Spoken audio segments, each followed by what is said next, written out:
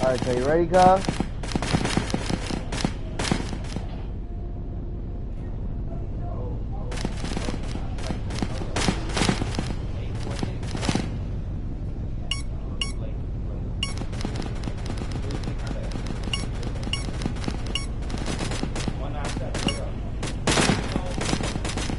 I lost my card. Cuz, you gotta do it that quick? You gotta hurry up, right? No, you took the time in the beginning. Like, I saw some numbers there already and got scared.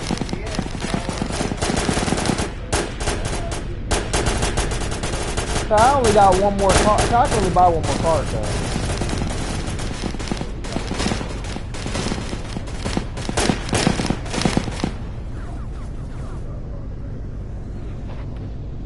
I'm broke. I just went broke trying to do that shit with y'all. Cause remember I played with Malachi one time.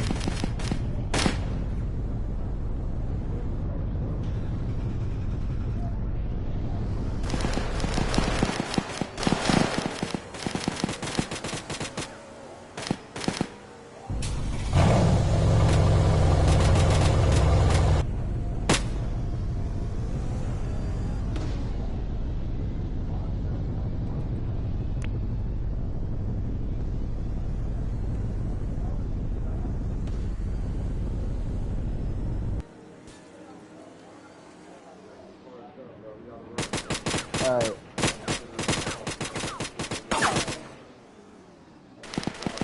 I tried to. Where I gotta go?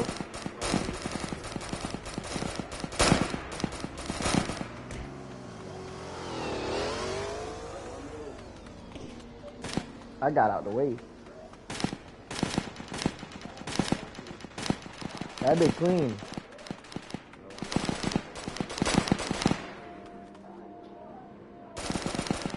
You know what I buy it.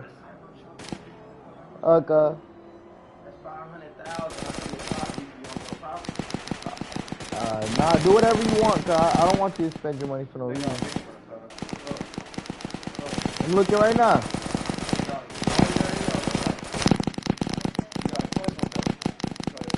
Oh, they got that Hellcat Chrysler on this bitch.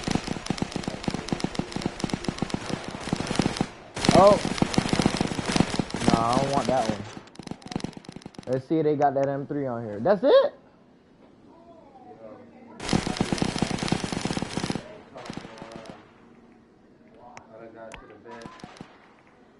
$8 mil. Confident save $8 mil on this whole cuz. The STO 2.6.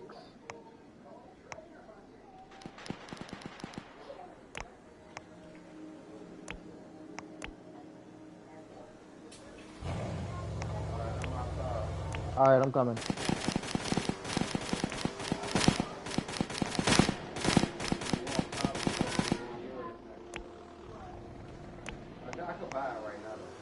Damn, all I could get is an M4 on this bitch. I want that M4 though. Alright, let me come out. Let me come out here.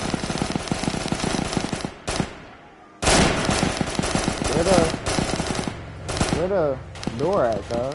Oh. You just called your car back? Cuz I'm following the map, cuz. How do I respawn, cuz?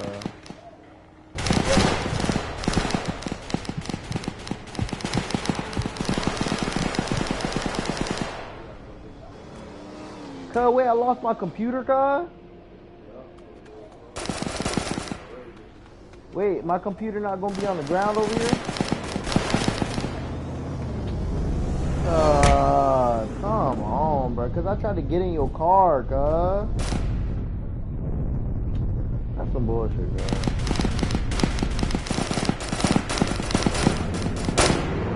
Oh, okay, yeah.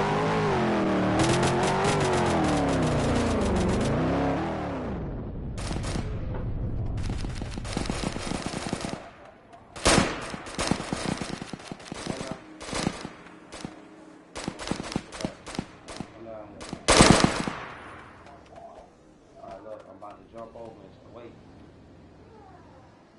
About to start it.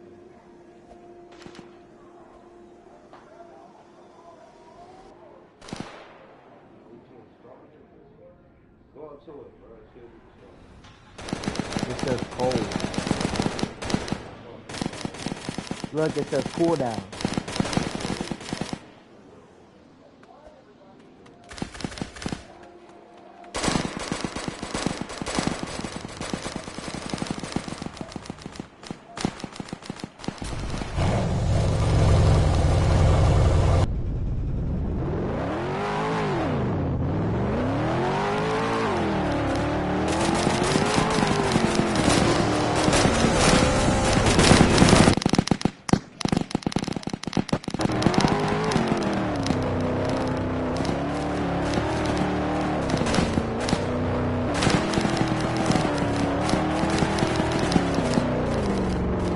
You got a bounty for 17 plates. Hey, you can buy. People without a gun.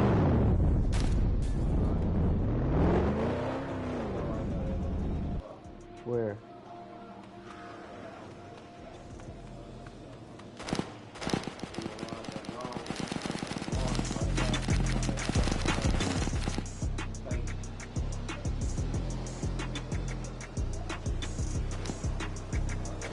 Keep taking more?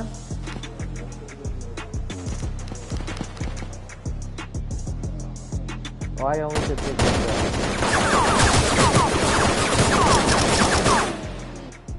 Is he trying to kill you? Is he killing you?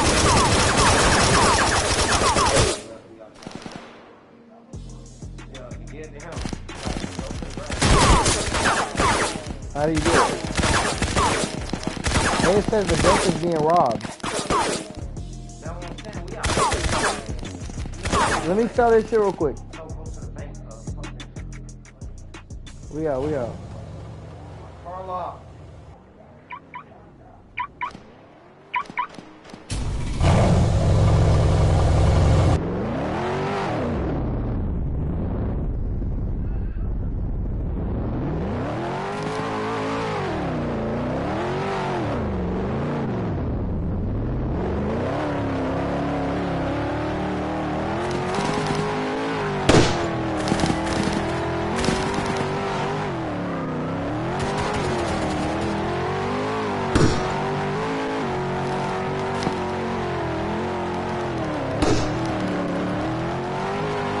I think the bank's straight the other way.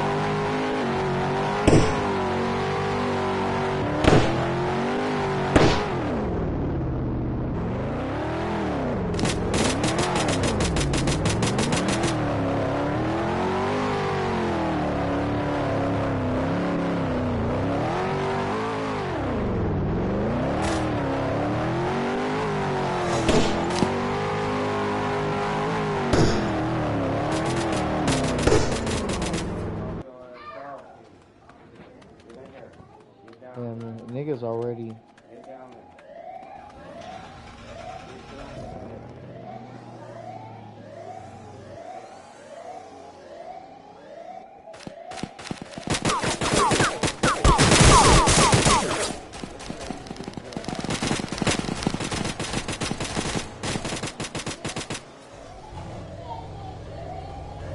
It's already robbed, you know?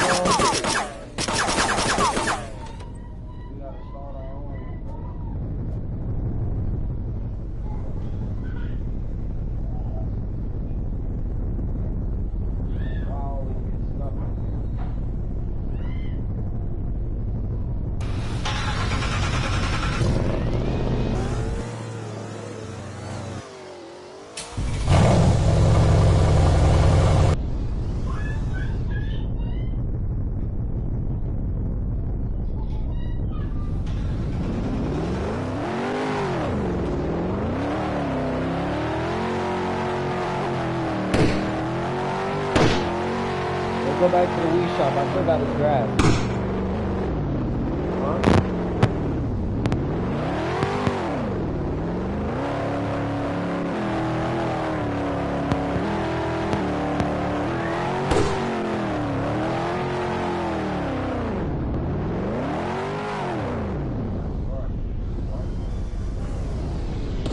I told you I couldn't do it. You were like, hurry up, let's go.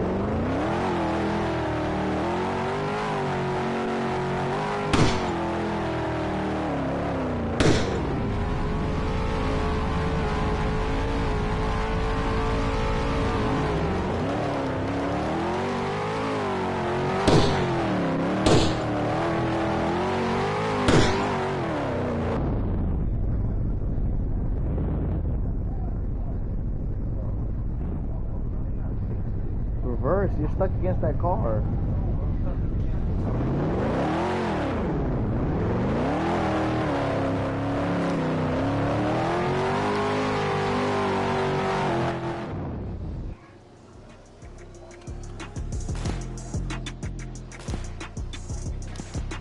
So how do I talk to him?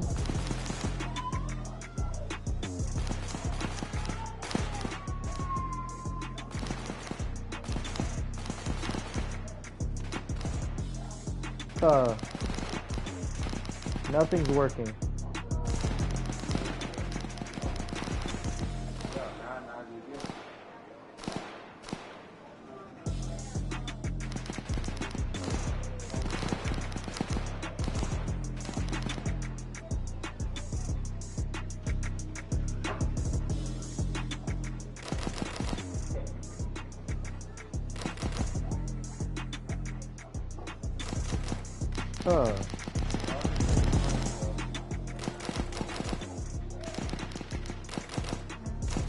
Yeah, cause just do that. Let's go to the fucking what's the name, girl. Let's go to the get shit and start scamming, girl.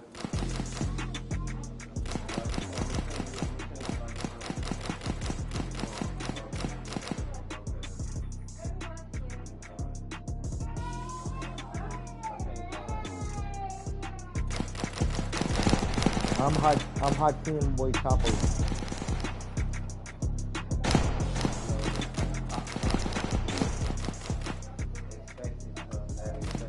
Yeah. That's me too.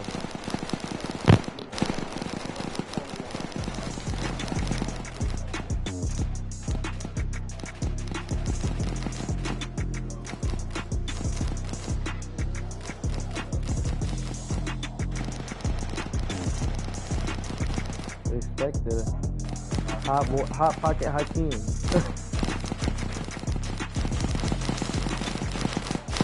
The nightclub is being robbed.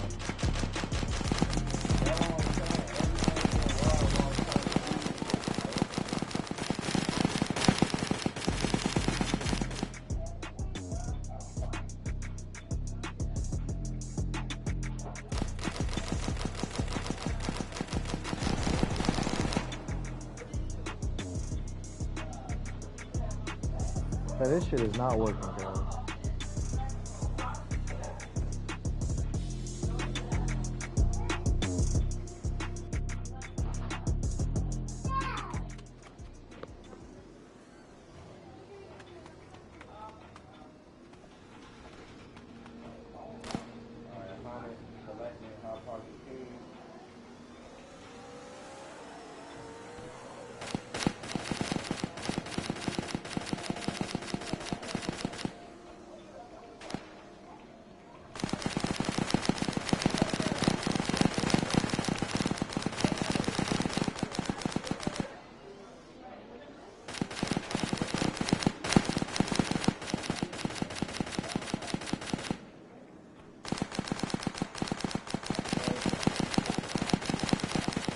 I'm at 950.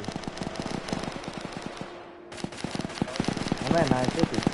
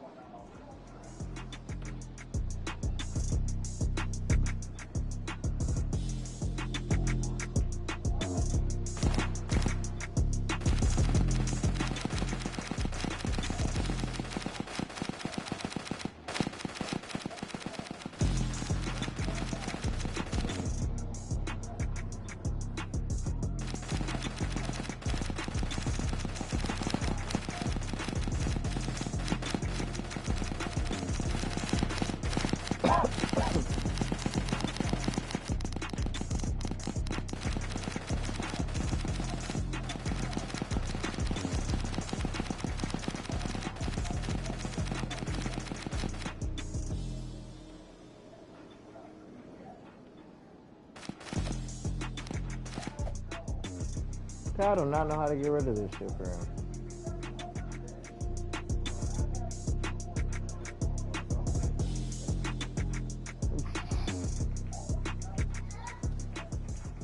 What, the pistol? The gun?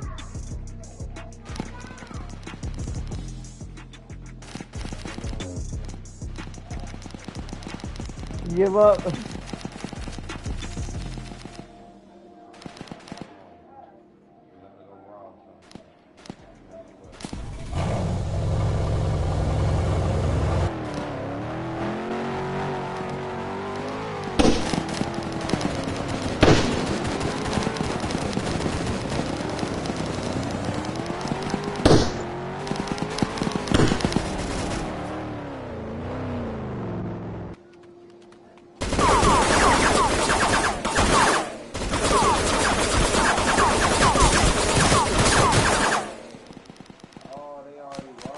That bitch got a Glock 17, cuz. They already robbed it. Cuz it's a Glock 17 right here. I shouldn't pick it up, should I?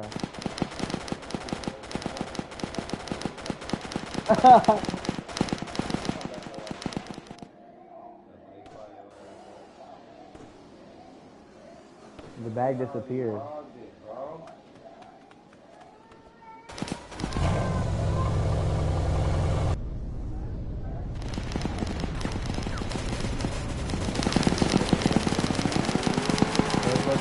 Let's go to the bank.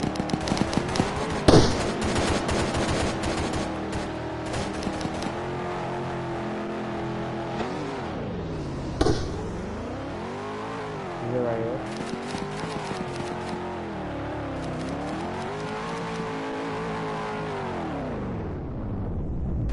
Let's see what the bank looking like. It's on cool. How long does it usually take?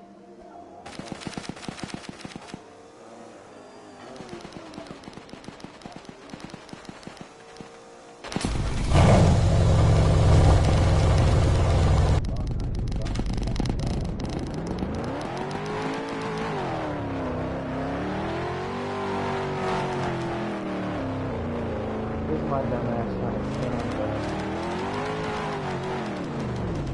I had 2 good plays too.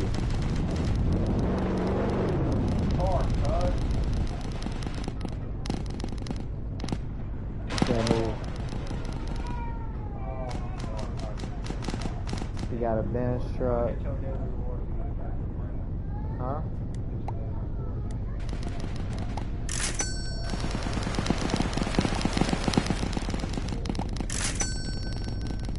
Oh, I got enough money now.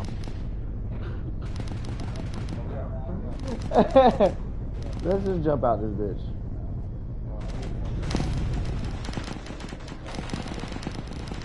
Shall I redeem this Draco and fire his ass up?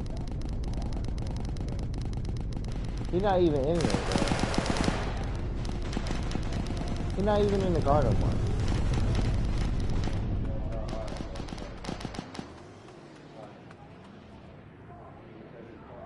Nah, it's locked.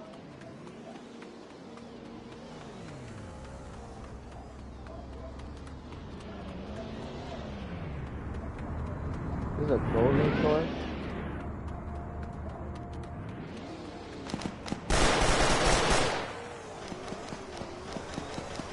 They want that. Yeah, it's a 17K bounty on you. Shit, if we can't, what, should I redeem this gun and then do it and then drop the gun? How do I do? Oh, I should just do it, die, then we can just go get this fucking, we could just start playing after that. Alright, let's go find somewhere to chill. Let's go find somewhere so I can just redeem it.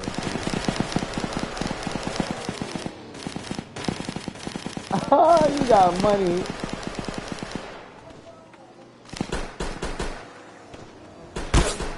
He's following us? Come this way, come this way, come this way. Come back this way, cuz. So I can just... I'm gonna redeem real quick. I got a Draco, cuz. Or an AK. Should I just do the Draco? Oh, I can redeem 10K, cuz. I'm already...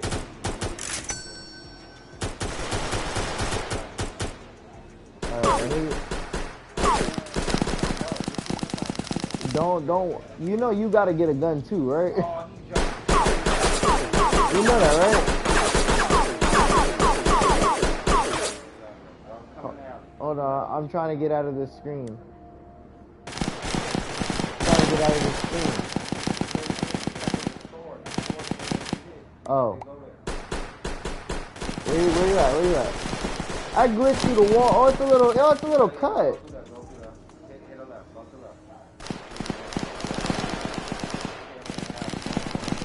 But you need to get a gun.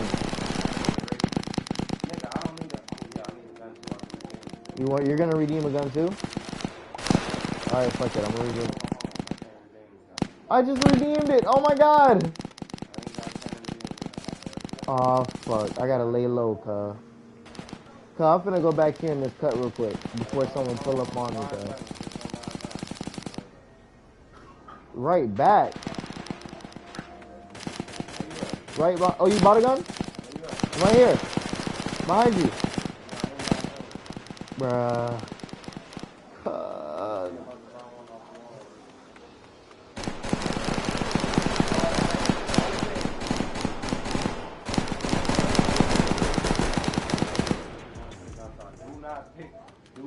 I have a gun already, cuz. And they can't kill me still? You sure? They're gonna whack me,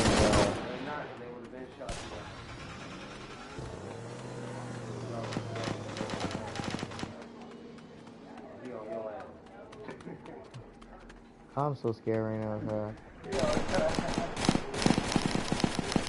This ain't a gun shop right here, cuz? I can't. Oh my god, this nigga just dropped the fucking drum mag,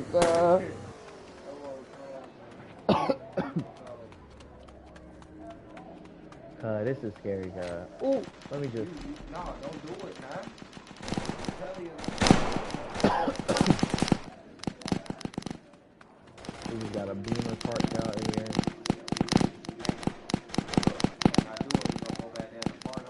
Hurry up, cuz. Look, it's been out here.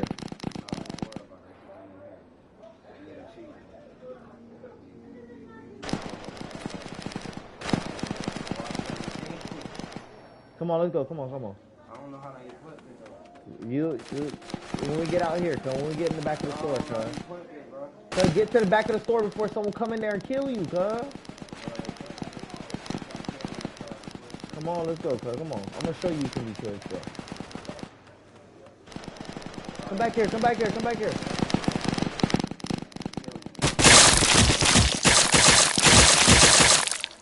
that you equip it, now how do I equip it? Cuz, go to the hot bar right there, cuz. I can't, it's not there, because I got all that You shit. didn't buy it then. I did buy it, because it took the money. Inventory, go to your inventory.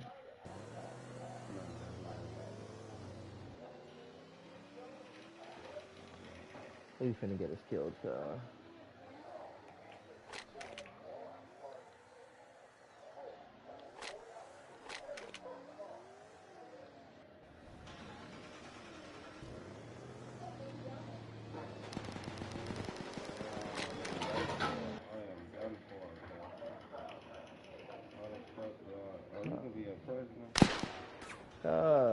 Your inventory, cuz. This like this. Look, you see how I go down here to inventory?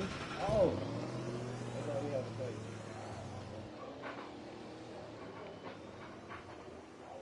And then I'm for the car key. You still gonna have to buy a new laptop. Are you ready? Ready? Alright, hold on. Got that glitchy. Ready? Alright, let's see. Wait, bro.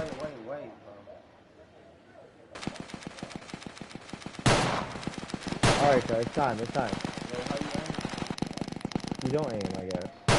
I haven't been here with him. Cuz, stop shooting me, huh? Shoot. 17 bands. Go on now. Let me get your gun. Let me get your gun. Go on now. Now go out there and shoot everybody. Oh, wait. You got If I'm not mistaken, grass. Yeah, I still have some. Alright, hey, go to the, I'm gonna go to the car shop to get my car. While you, go kill people. Kill people until you die. If I can run. Oh, I can redeem a scar, cuz. Do that, yeah. Alright, alright. Okay, I'm trying to, cuz, you know what's crazy? Cuz I'm just literally trying to figure this shit out right here. Hey, how you open this? How you open this shit right here? That I just opened. Settings. I don't even know. Complex. Oh, there it is. Cuz, no, I can't open settings like that, cuz. Cuz, it's some bullshit, cuz. What you mean? I can't close the settings. Oh, settings is up there somewhere. That's all. Oh, okay, here we go. Alright, we out. Alright. I couldn't get the laptop. I gotta pee real quick.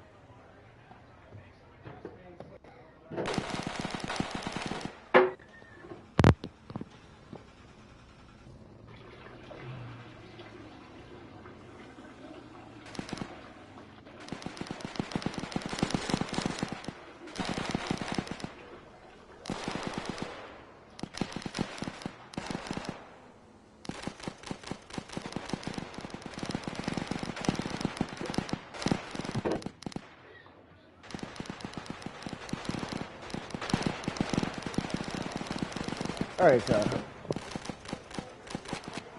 I'm up 29 now, cuz. You finna come pick me up? Oh, I can't move, cuz. Never mind. Oh, I just sold my car. I got 128,000 dollars. You sold your car? Talking about accident, bro. Trying to take the paint. My screen so small. Wow.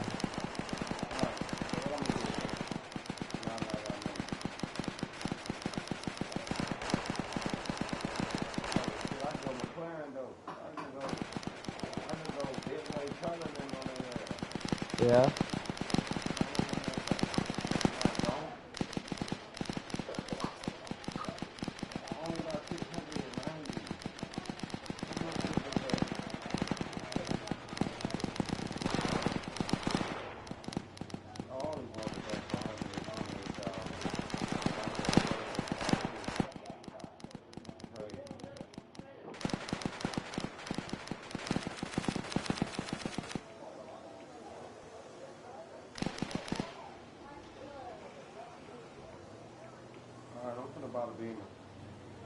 Beamer.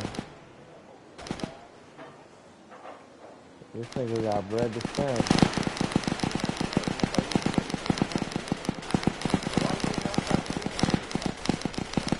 Sorry, I was just gun shopping.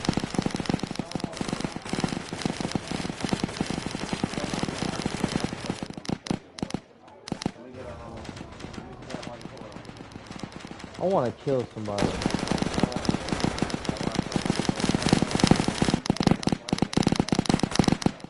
Oh yeah, cause I got these guns still, huh?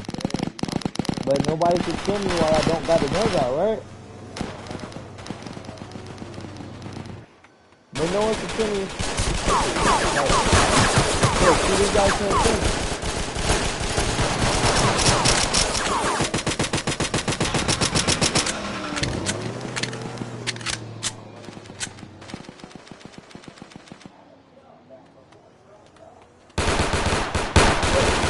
Oh, I died! See, so I have no gun on, he still killed me. Pull it out the first time, it's a wrap. Meet me at the car dealership. It's right there already. Turn around the house and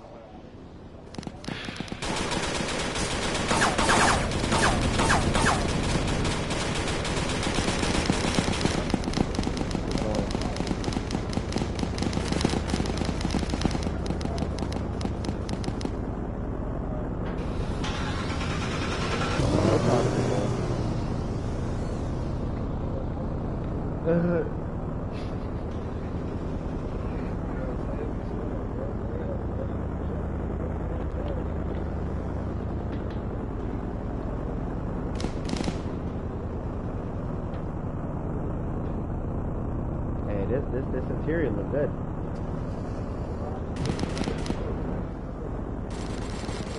Why is the nigga in the back seat with a scar, This nigga just put. I just saw a stick next to my face. Niggas got sticks put it in next to a nigga face.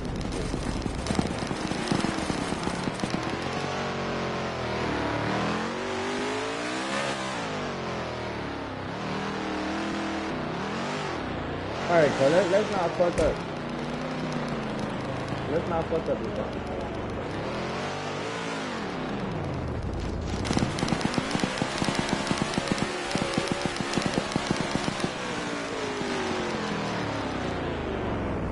What?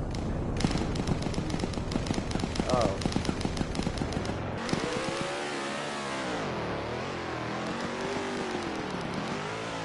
Yeah.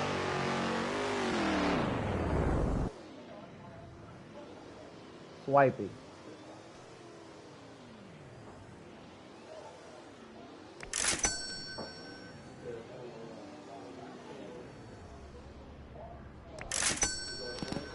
Yeah.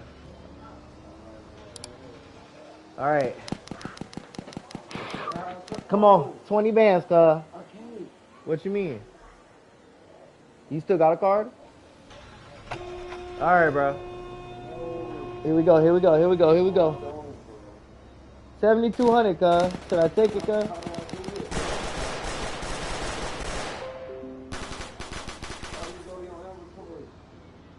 Hey, what's claim bonus? Yo, what's claim bonus? What's claim bonus? Oh, no, that's just you got the Whoa. Oh.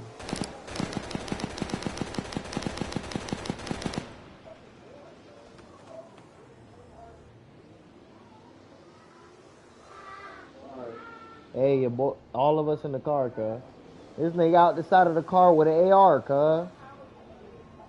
gotta get my money right. 8 pounds.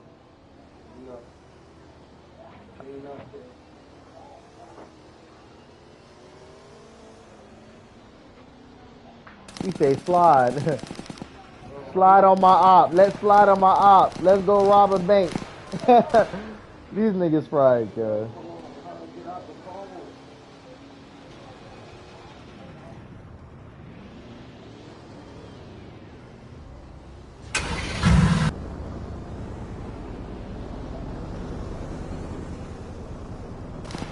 They don't even know we don't got no guns,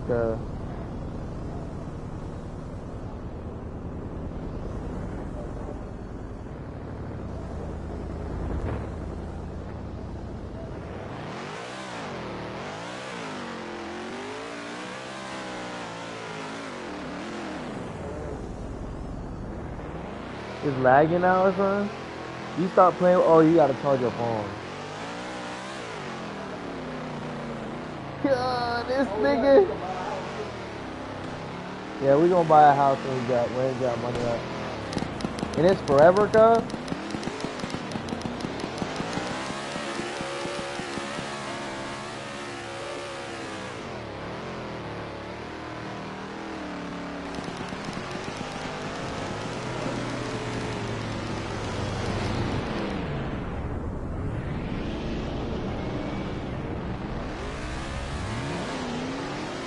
Slide me for the ATM.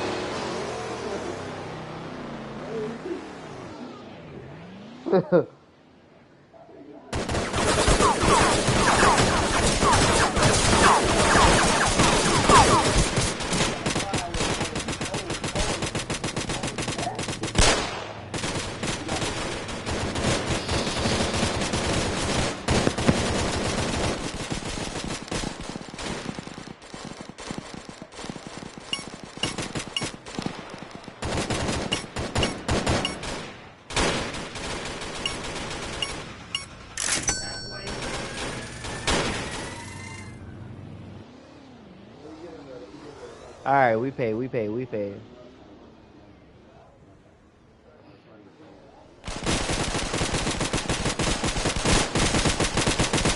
this nigga murking shit, Oh, he died. This nigga died. That's what I'm saying. Cub was out there smacking shit. This nigga got a Draco, cuz.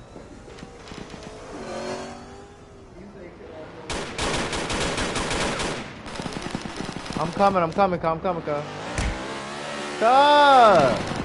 Bitch ass nigga.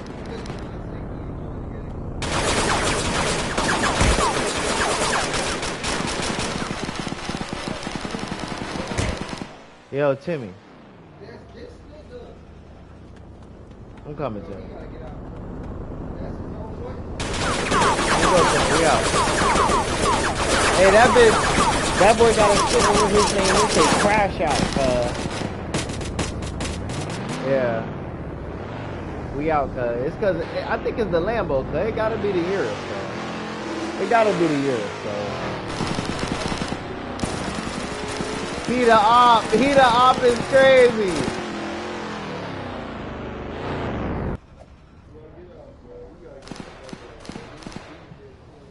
Nah, these jets funny, cuz. These jets. Cuz, look, they fighting each other, cuz. Cuz, what the fuck, cuz? What type of shit is this? He killed them, cuz. He killed them. Cuz, what the what? Crash out. He said his shit say crash out. His shit say crash out. He go crash out. Is he taking you? Oh, he just. I'm so confused right now. Hey, what's the most you can get off them shit, sir? Man, we gonna be grinding forever, cuz.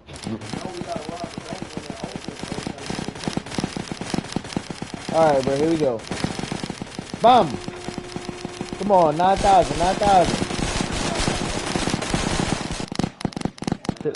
Can again?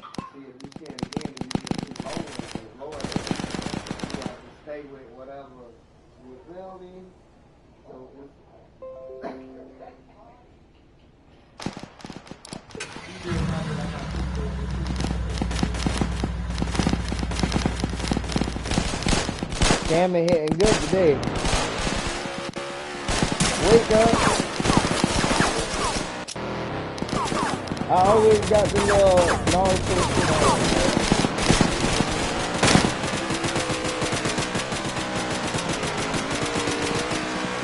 For real. Why we don't got this shit on friends only? Alright, let me lock in real quick, Why my character scratched his ass? Here we go, okay, here we go, okay, here we go, okay.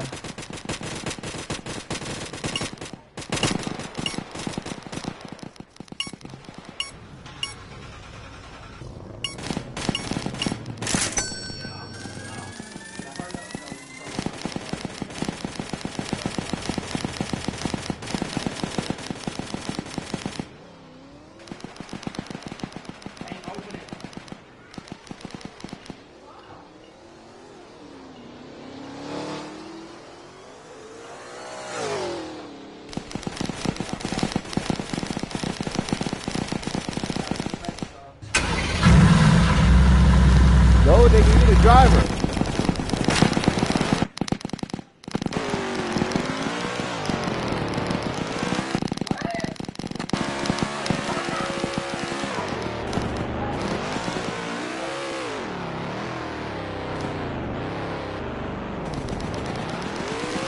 Yo, you gotta make it so I can drive.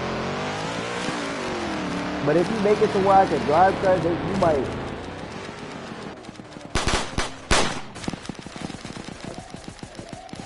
Oh shit, cuz it ain't nothing really get robbed yet.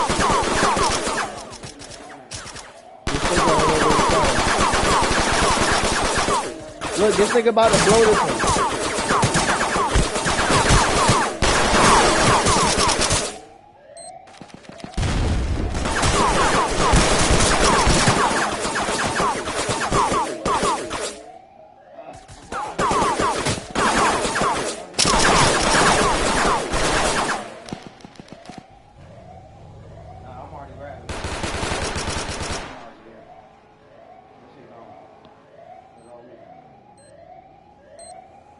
Oh, he blowing it. Go in there.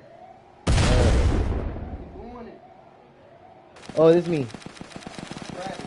Do not let it. Do not Yeah, this is me right here, cuz. do not let it go. Do not let it go. I'm not. It's me.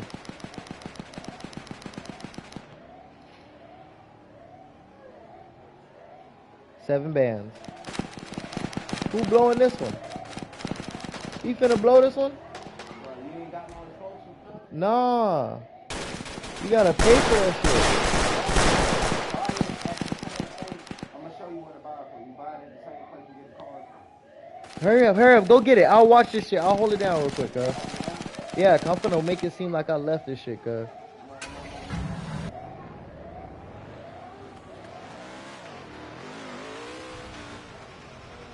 I made it seem like I left this shit, cuz. Yeah, this nigga leaving, cuz. Oh, cuz, we got time, cuz. This nigga leaving. He's going to go sell his shit, cuz he's leaving, cuz. I don't know. 2 minutes, 47 seconds, cuz. 2 minutes. Oh, damn. Do we have enough time to get the final prize, cuz?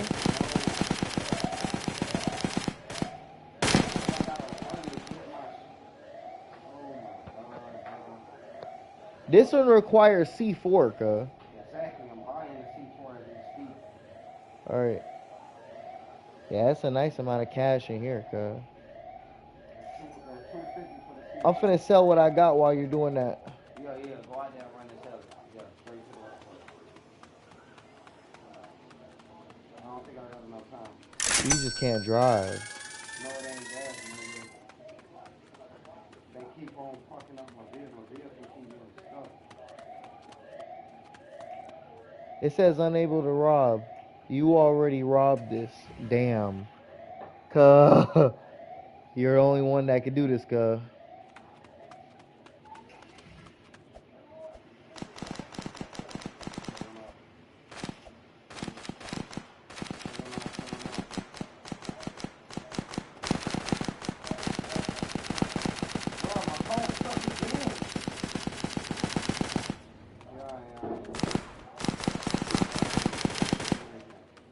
It's fine, cuz. Come on, let's just go. Let's go. Come.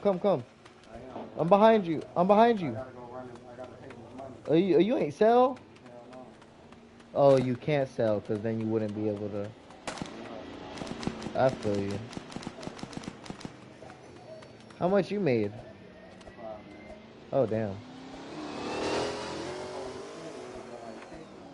Yeah, I feel you. Let's get some explosives, cuz, but we just gotta wait till everybody.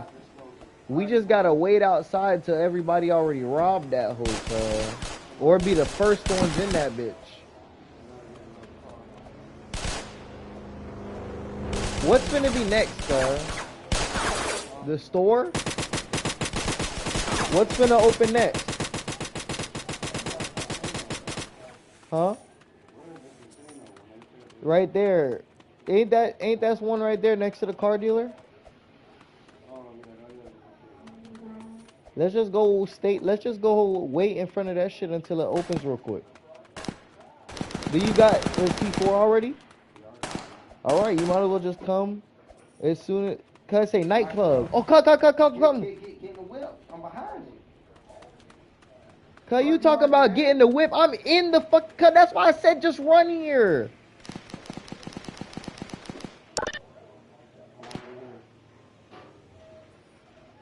Hold it down for me. Hold it down. It's opening, cuz. I'm already here. Drill. Drill? What you mean drill? Nigga, you still gotta drill it once it's open. So I could have been did that. I don't have a drill. Oh, you just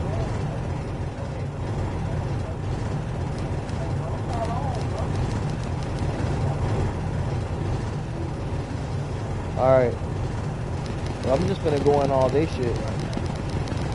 Take day money first. This nigga think we got guns.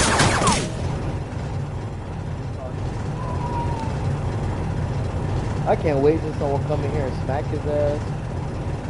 I got a 3.4 bounty, cuz.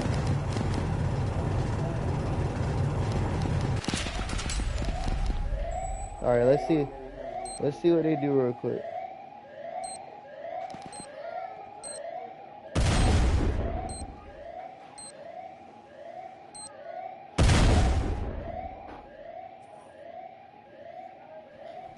This shit finna take forever, cuz. I'm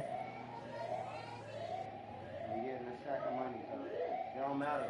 Cuz, listen, whatever you don't get, I'm gonna use the C4.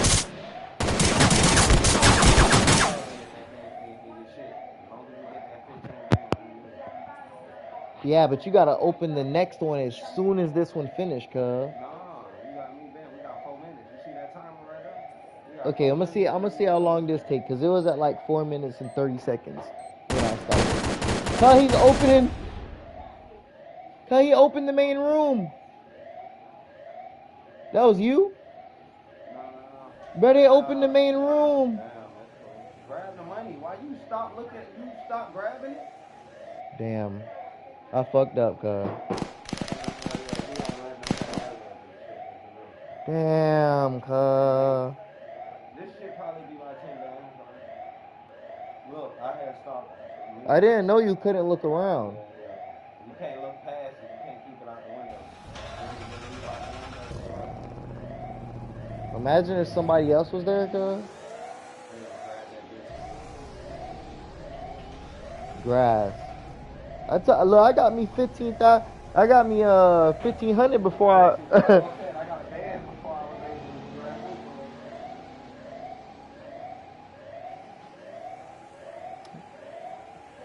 it. Damn, bro, it takes. You're still holding yours? Yes, boy, look. No, what, you failed one time? Yes. Cause the nigga was shooting me, fool. I can't even see if I'm about to finish it.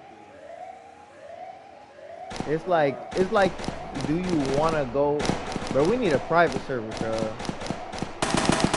I'm gonna ask. Hey, I have to ask Kieran, do he got the private server? Yeah. Yeah, that's 9 bands, all that for 9 bands. I got like 9. Yeah, I got 9 bands. Damn, cause they cleared this whole cuz. What painting? What you doing, cuz? That's all me, bro. So, oh, I got an explosive.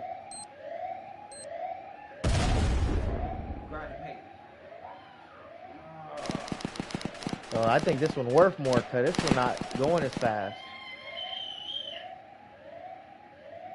Nah, this right here should put us at 15,000.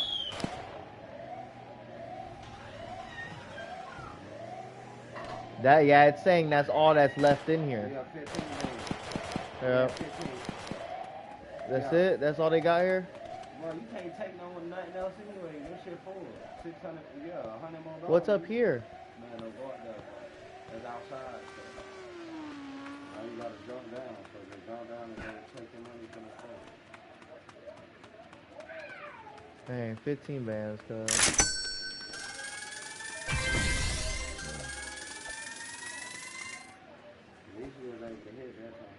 Alright, let's see where. We gotta go to the next place, cuz. We gotta go to the next place, cuz. Let me drive this shit. It won't let me.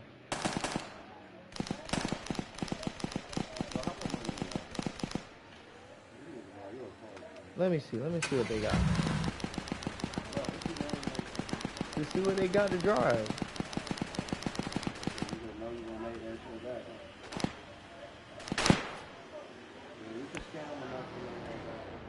300.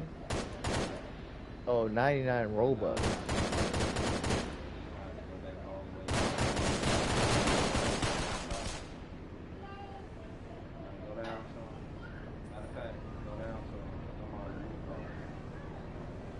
Right there.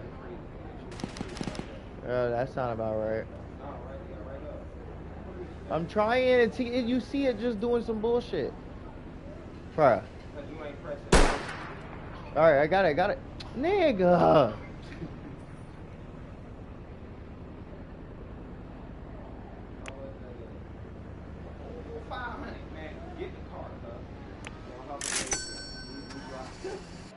driving Caprice.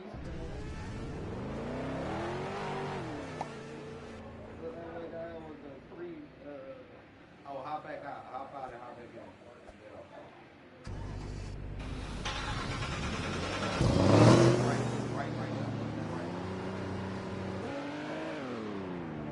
So we need to go to the next place before it open, cuz. Where is that? This shit slow as shit, cuz.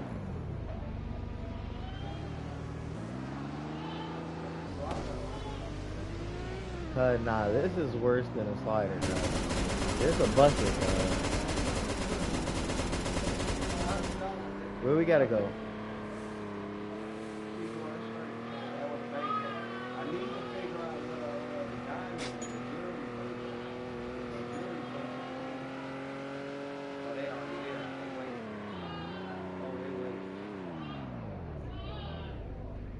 Cuz, my shit's so weak I can't even back up off the fucking hump, cuz. Oh, these niggas waiting, cuz.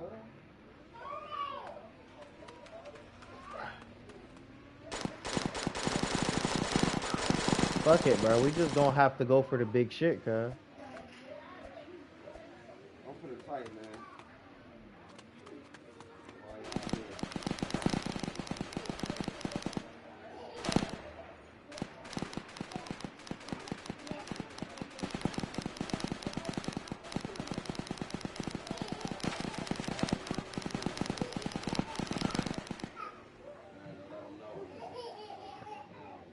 They finna say something like, cause we can.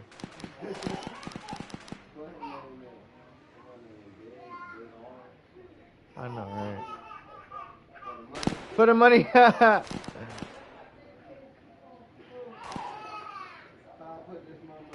Now you gotta say, no, say ain't no money here. For y'all.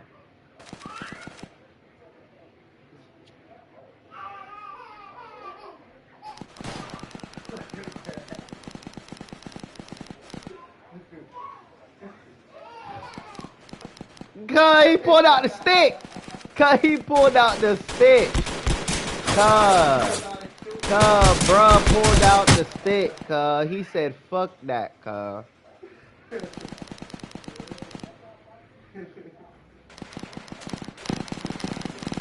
That fuck nigga whipped out the stick off rip.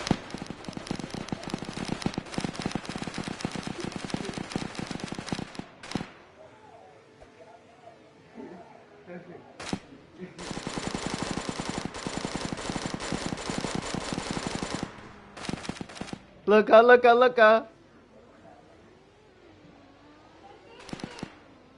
Hey, be like, see my boy really stepping on shit. What he said? I don't even know. He said Gaga. Cuz, be like my boy really stepping on shit, cuz.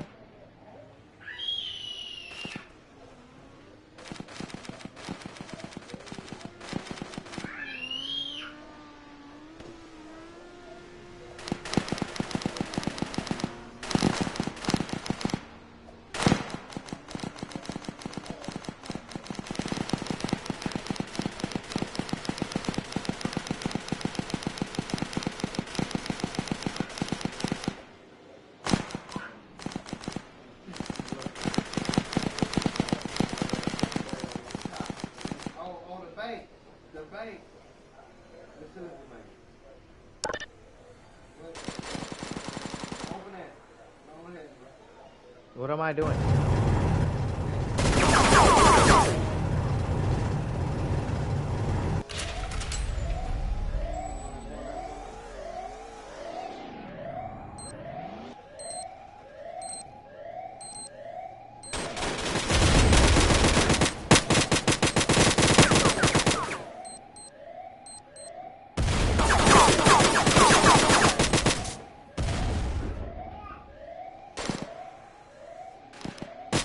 Cuz, this one take Robux, cuz.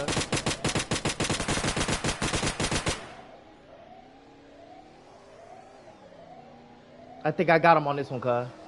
I think I got him on this one, cuz. I think I got him on this one, cuz. I think I got him on this one, cuz.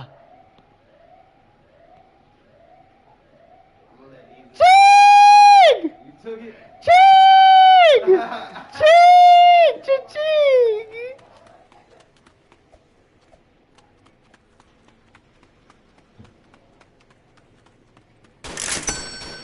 Ching chong ching. Give me that bread, boy. And I'm in the $500 whip, cuz. All these niggas pulled up in Hellcats, cuz. I'm pulling off in a bucket, cuz. Yo, Timmy, slide. I'm about to leave, cuz. Oh, you still picking something, cuz? Damn, I should have stayed. I should have had some more money. Took that shit. That boy, baby. You can get it through the wall? Through the wall. You ain't got no explosives, cuz? I thought you bought a C4. Oh, you ain't gonna leave. Cuz, just leave. No, just leave and make it seem like you done, cuz. Like, they gonna think that you feel me? Nah, don't do that, cuz. Like, wait outside. Wait outside, cuz. Wait outside. You ain't gotta, come on, just go outside. Just go outside, cuz. Cuz, just come outside. Wait, did they bust it open, cuz?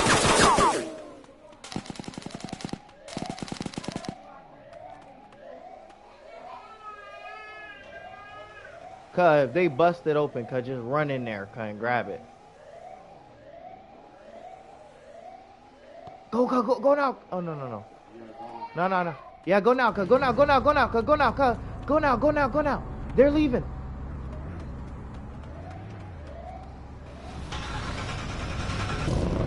Get that shit, cuz, get that shit. Get that shit, cuz, go in there. Get it. You're lit. They all left, cuz. Cuz. What time I got, cuz? It's right there. 2 minutes.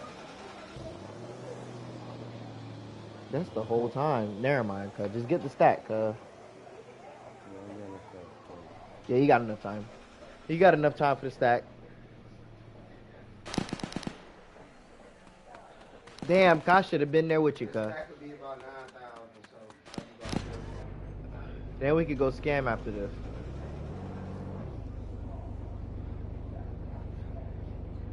Cuz, you gotta pay. They got me fucked up, cuz. This game ass. Oh, it stopped. Yeah, just get up out of there and sell it, cuz.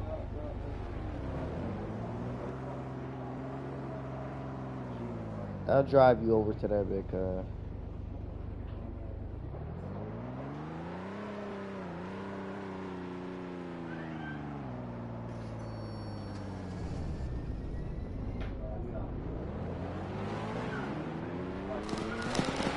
So that's that. Oh.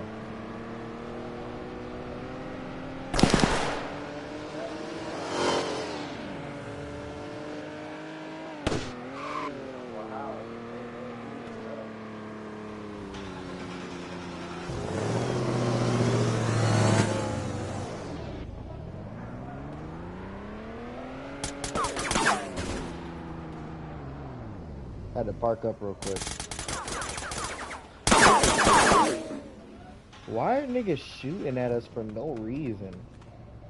Niggas just want kills that bad, huh,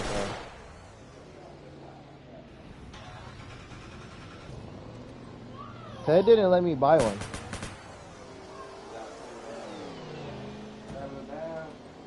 What, cause you bought one? Here you go. Why that shit say I'm level 2, bro? Alright, cuz.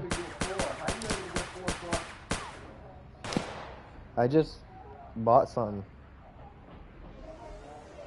Alright, cuz, we scanning, cuz.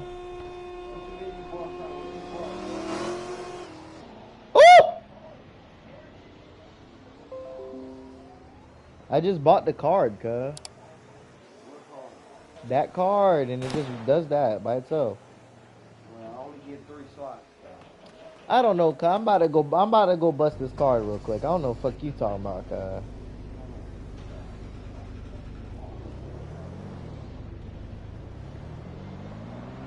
Yeah, we sliding, cuz. Look at me. Look at me in my shit, cuz.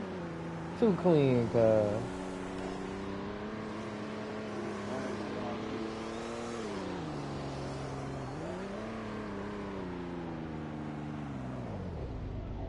Pull up on the side of the road. Damn. What a bad time.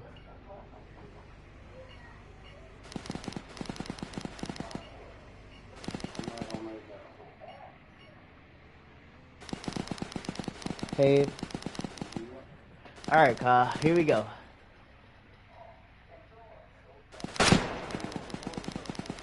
Hold on, cuz. Hold on. I need to load this card. It's 9 bands right here.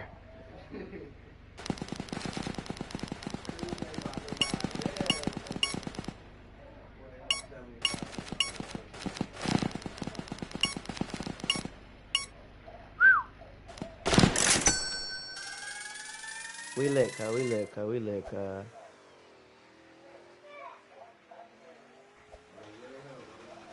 Huh?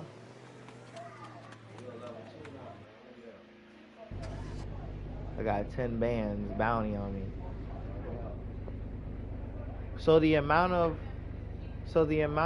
money you steal, your bounty goes up?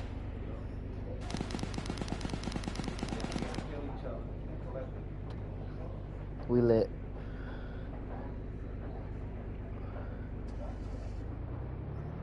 Alright, cuz, let's get up out of here, cuz. Where are we going?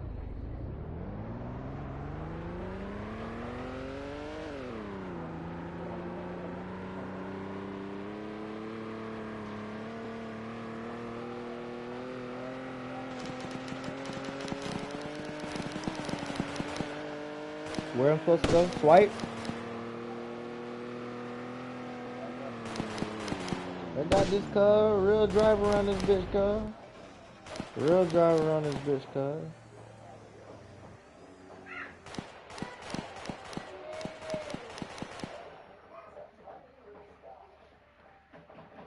Hey, you right though, bro. This fast money if we do it back to back. Faster than waiting for the bank to get.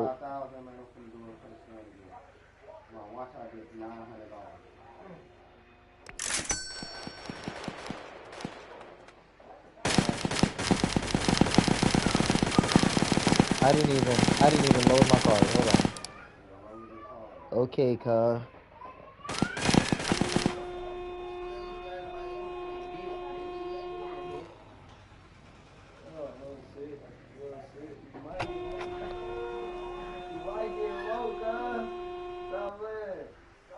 Oh!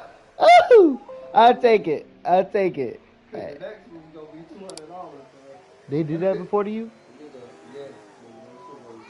$200, cuz?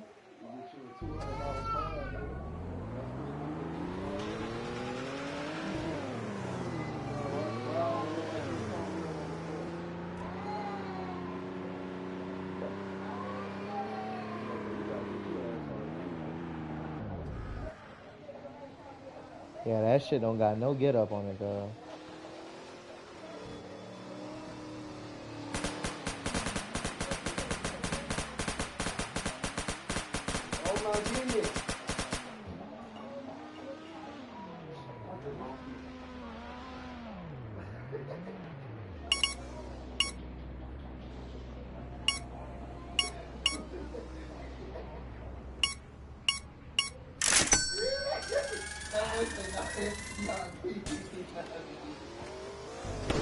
We out, cuz. Come on.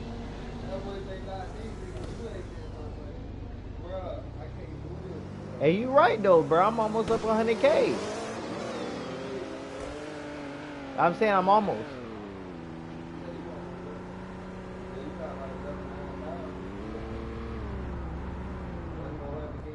Where am I going?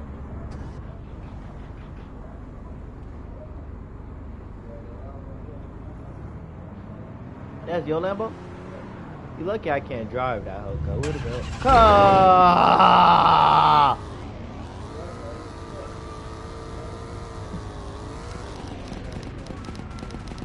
Come on, cuz. Let's just walk.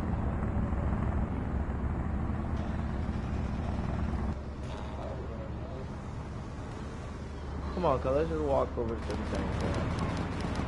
Wait, actually, I'm finna call a new car real quick. Can you pay to keep your inventory on death? I said, can you pay to keep your inventory on death?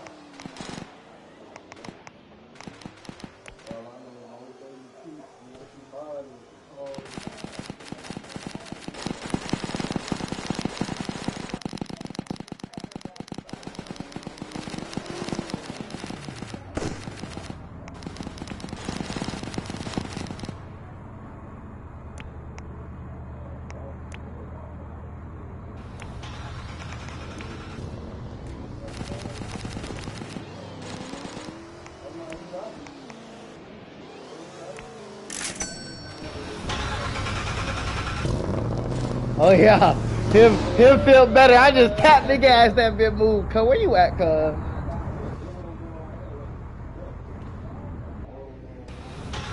Oh, I'm pulling up. Oh yeah. Oh. Oh. I tried to like spin that bit, cuz. How do you handbrake on this bitch?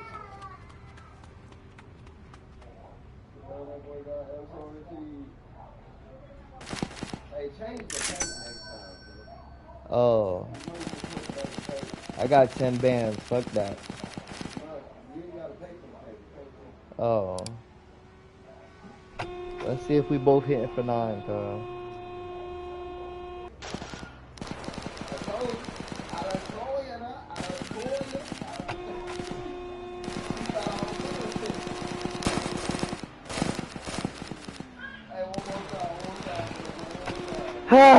It's gonna give me 2 bands, cuz.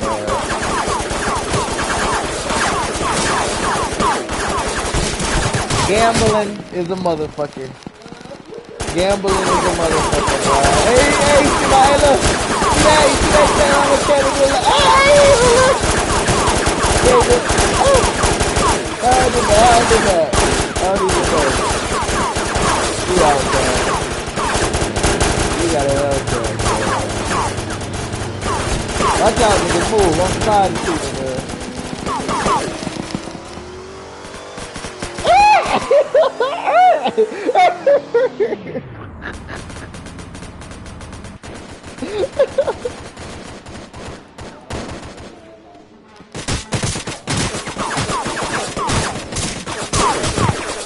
That screen looks smaller than the motherfucker, bro. Why you said that? I just lost 9 man.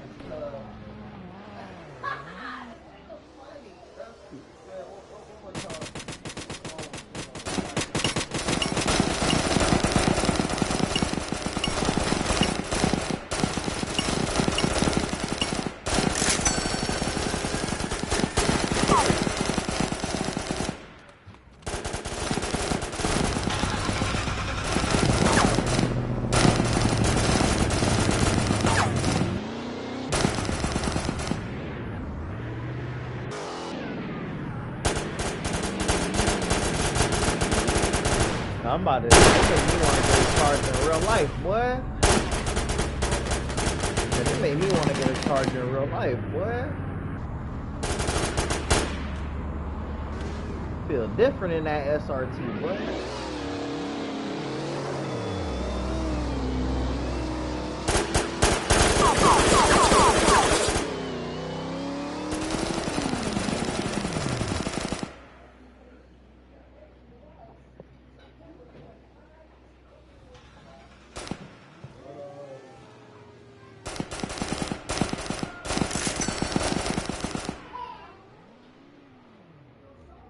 Laptop. What's the deal about the white controller? The white controller. Yeah. It should. Oh shit, grab that car. It should be right there. On the floor, it ain't right back there. So what just fell, cuz?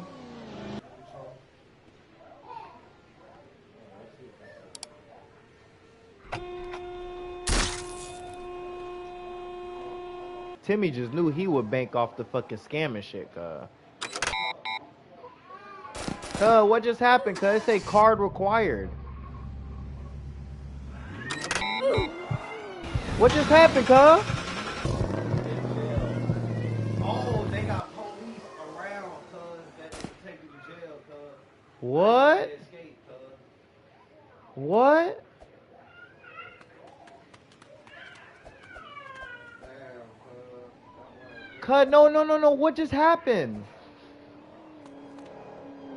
What just happened? So there's players that are police? Yo, I'm in jail with you. There's players that police? Yes, there's players, there's police king. How am I? Cuz, what the fuck? Oh, this is called a work, bro. What a lag? What a stick grip on that? Escape is 5 Robux. Cuz you talking about now you gotta escape. Nigga. How much robots I got? Is that cuz of our bounty, cuz? So that officer just picked up our bounty? Oh no, I'm out. I'm out of jail. How you did that? I paid for it. With Robux? Yeah, I had 200 on it. Oh, I got 27. No. Nah, it automatically kill you. So you just fine. Cuz, that's not fair. Our laptop, all that gone. I just bought a card and all, cuz. He a bitch ass police for that, cuz. Bro, we gotta pull out our gun. We don't. That's the only My car's still right here though. Oh yeah.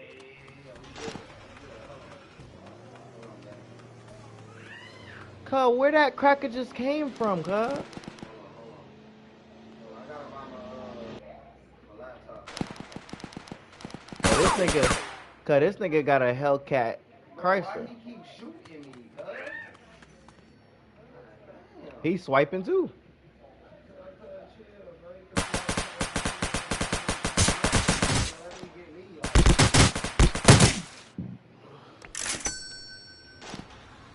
Man, bro. 3 bands?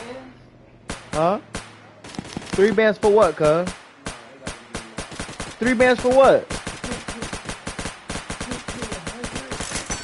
Oh. Bro, I'm about to have no money, cuz. This my last spin. This the last spin, cuz. 200. Don't worry, cuz. The market tripping right now, cuz. Bro, the gold depository. Hey, let's go. Cuz. Let's go. I just picked. Bro, let's go. Gold depository. Join it. Get it. I got a card. Go to join. I got the arrow. Alright, hold on. Don't reset. Okay. I got the arrow on my screen. Let's go. We out. You just gotta tell me which way to go. Go. Straight. I can't back up. Which way?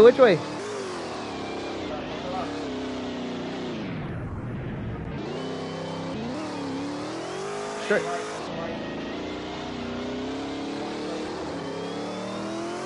Going straight. That's right there. We here. Oh, this to go. Okay. Open that.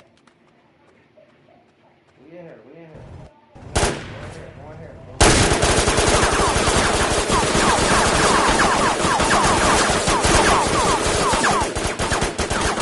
What the fuck these niggas shooting at?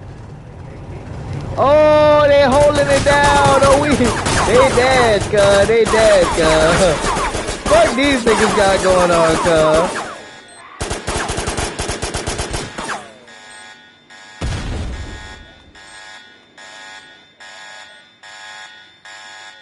Fuck these niggas got going on, cuz.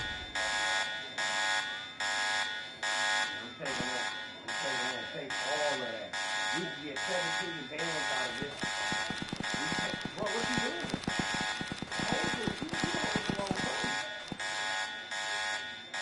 What's Crime Boss? To go fast.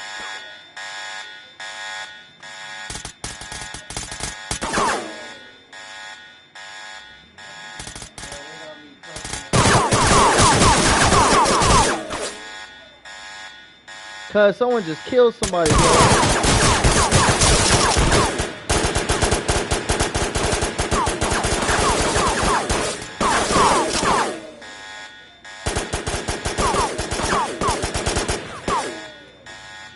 You say what? What's crying ball? I don't know, but I'm getting hella shit right now, cuz I do not give a fuck.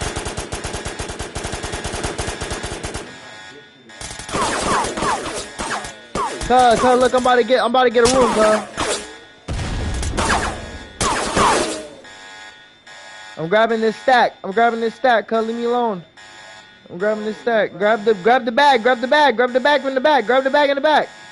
Cuz you let that nigga grab the bag.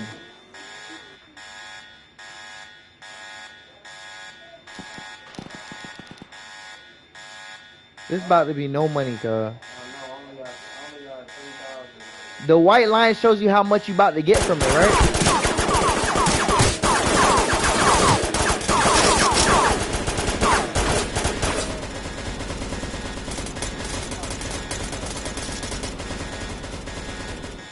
How much is it?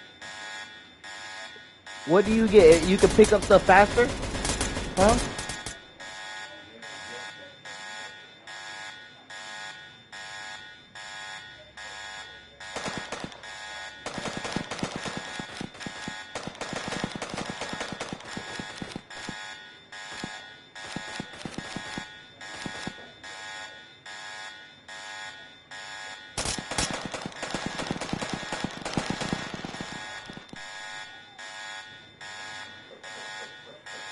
I'm almost done with this one, cuz. What's that?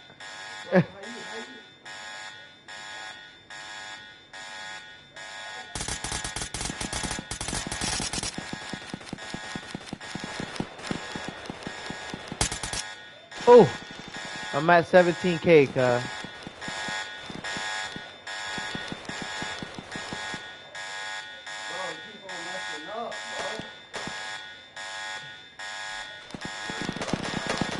I'm taking this, cuz.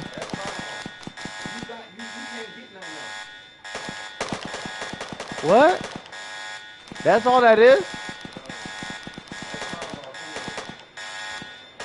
And how much does it cost?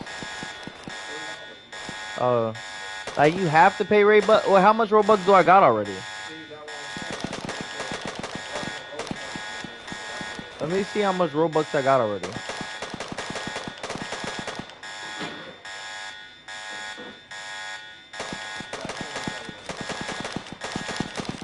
Hey, I need 400. All right, come on.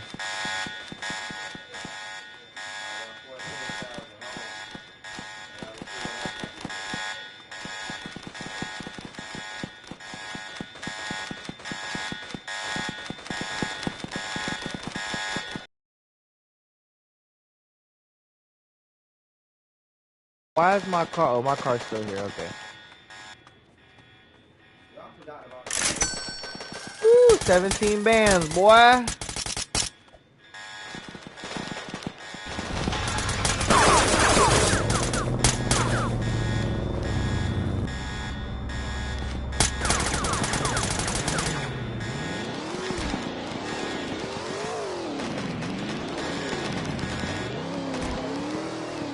Yeah.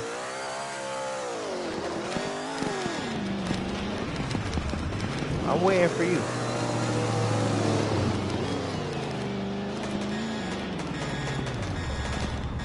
I don't have $3.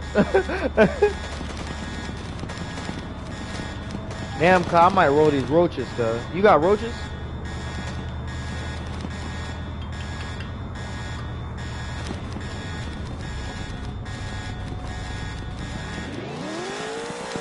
Yeah, I got 17 bands as well. Get in, cuz. Let's go swipe, cuz. I got my card still, cuz. For 8 bands.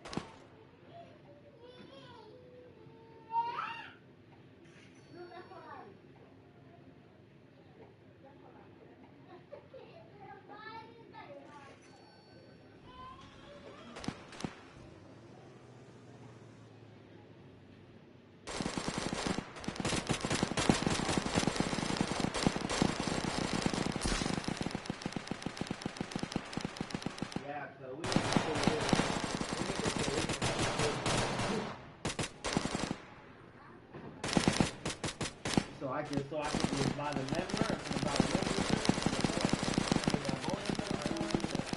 The membership, so you can claim the bonus. Oh, the scamming. Yeah. You did? See if you did. You got the membership?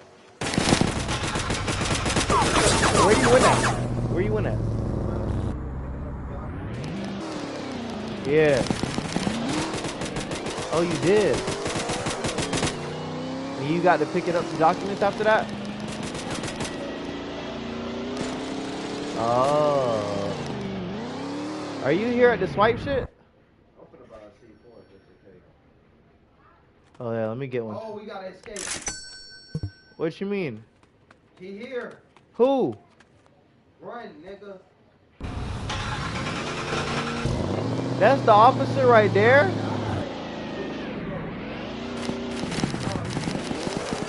That's that fuck nigga right there.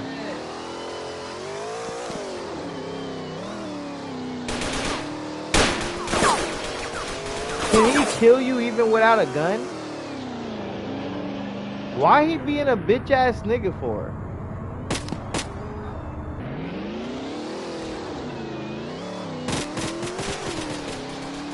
He being a real bitch ass nigga, bro.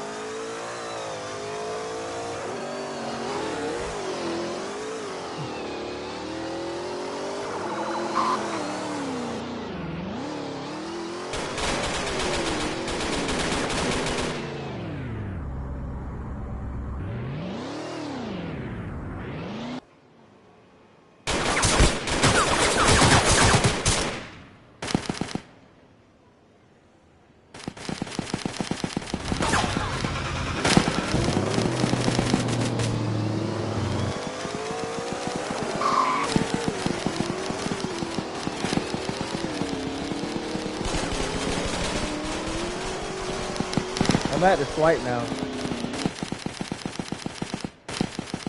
Hold on, I gotta grab. Oh, I got a loaded card already.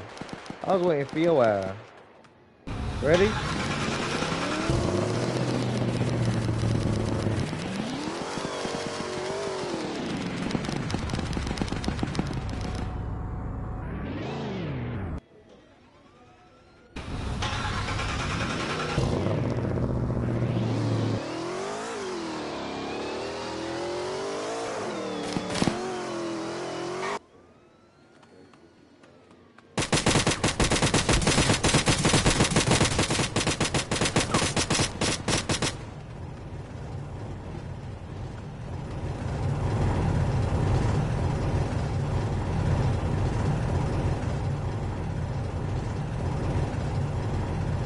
Yeah, cuz come try your shit out in the nightclub, bro.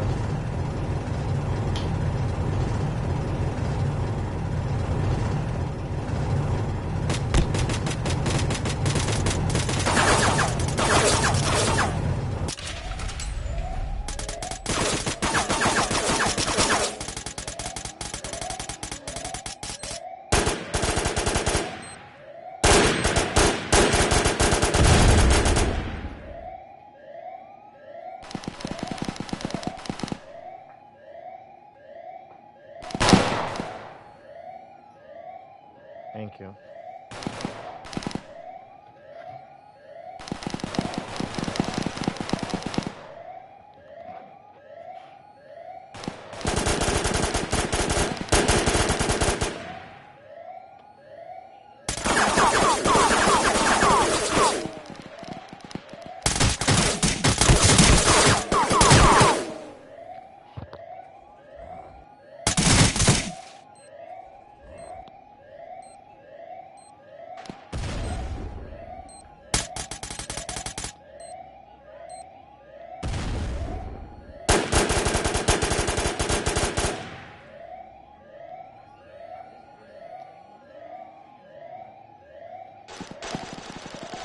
The bank is open, cuz.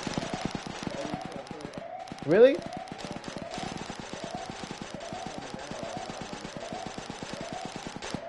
You're dead fucking serious right now. I'm running, cuz.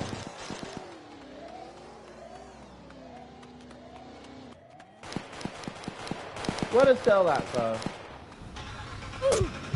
Cuz!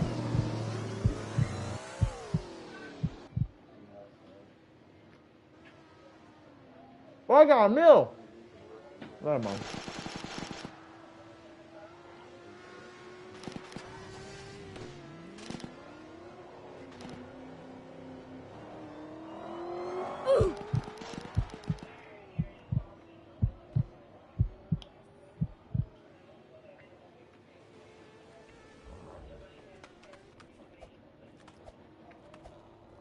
Cuz, we need a private server, cuz.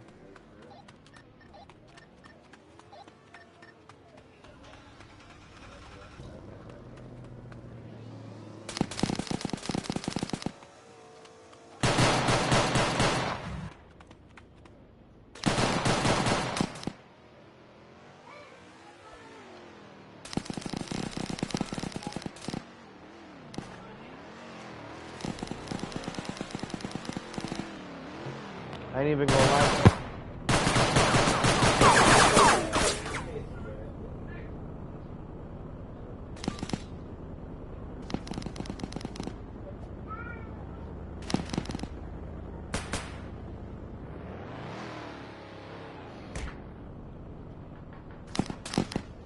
Today we're attacking the Empire. Building an ocean skybase designed for one thing, silently parachuting on top. But could we actually pull this off? This was a high-level mission because cargo holds the best loot in the game, and if we pulled this off, it would change everything.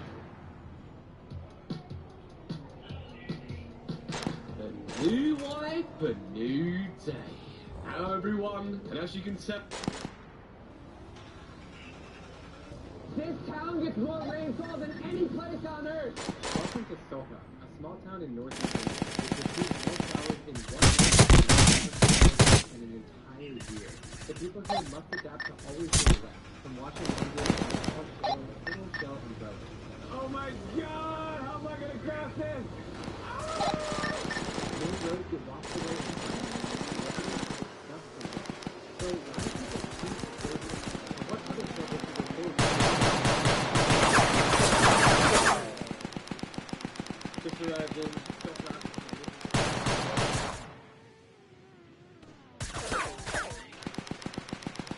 Domino's best deal ever is back. Get an hands-on pan, thin crust, or New York style pizza with any toppings for just $9.99 online. All the pizzas you want at our best price. Get 13.80.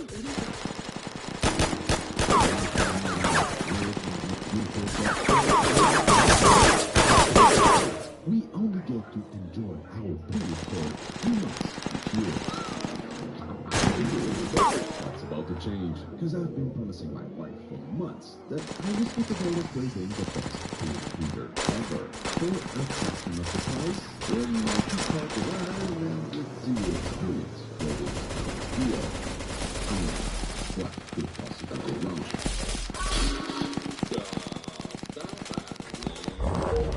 But, ladies and gentlemen, you have to know that this is not my first attempt of building such a heater. Oh no! 2 years ago, I found a few empty barrels and a whole water heater. But I quickly realized that using steel, and in this case, rusted steel, plus add the fact that it's gonna work in chlorinated water, the heater won't stand a chance and shouldn't last very long. So I ditched this idea and started searching for a plan B, which I found on Marketplace for $200. A beautiful pair of beer tanks made out of unknown stainless steel. And here's what I'm planning to do with these 2 tanks. One of the tanks will become the outer shell. I've got a few holes to plug and have Horlicks with a few ports. Should be a walk in the park. For the second tank, well, this one will be chopped into pieces in order to reduce its diameter. That will be the challenging bit. Then I'll have a flange and a chimney pipe. Final step, but by no means the easiest, inserting the little tank in the big one. Hopefully it will fit like Pop and Mom. And oh yeah, of course, everything needs to be fully welded and leak-proof. So you probably guessed it by now, but the fire will be lit inside the smaller tank. Then water will enter by this bottom inlet, pushed by the hose pump. Hopefully will swirl around the chamber that was created by the two tanks and should come out of this outlet. Hopefully better than before. At least that's the theory. And because I was still looking for a challenge, I guess, this Woodstone will have a second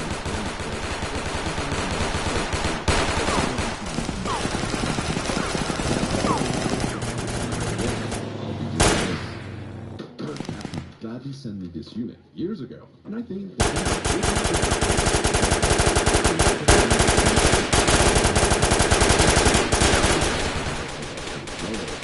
was about to test the machine for the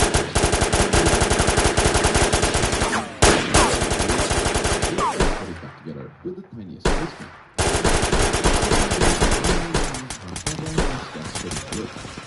And I built it. I built the machine.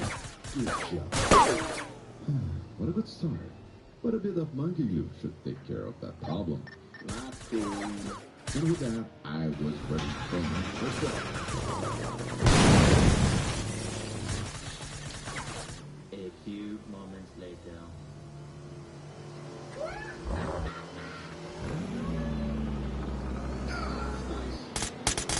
It's probably the ugliest stainless steel well ever showcased in a YouTube video. But that's my first ever ugliest well showcased in a YouTube video. You have to keep in mind that even the best welder in the freaking world at one point did its first ugly stainless steel well.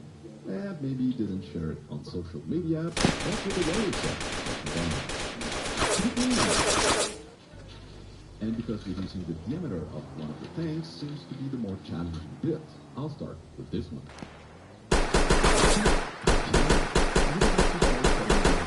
Lens with my homemade CNC plasma. When absolutely nothing happened, the machine's computer got a red flash right.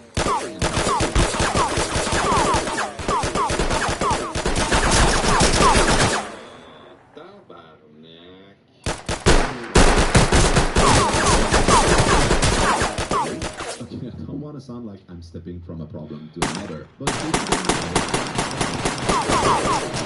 start. But bear with me, guys. Yes. I'll get through this.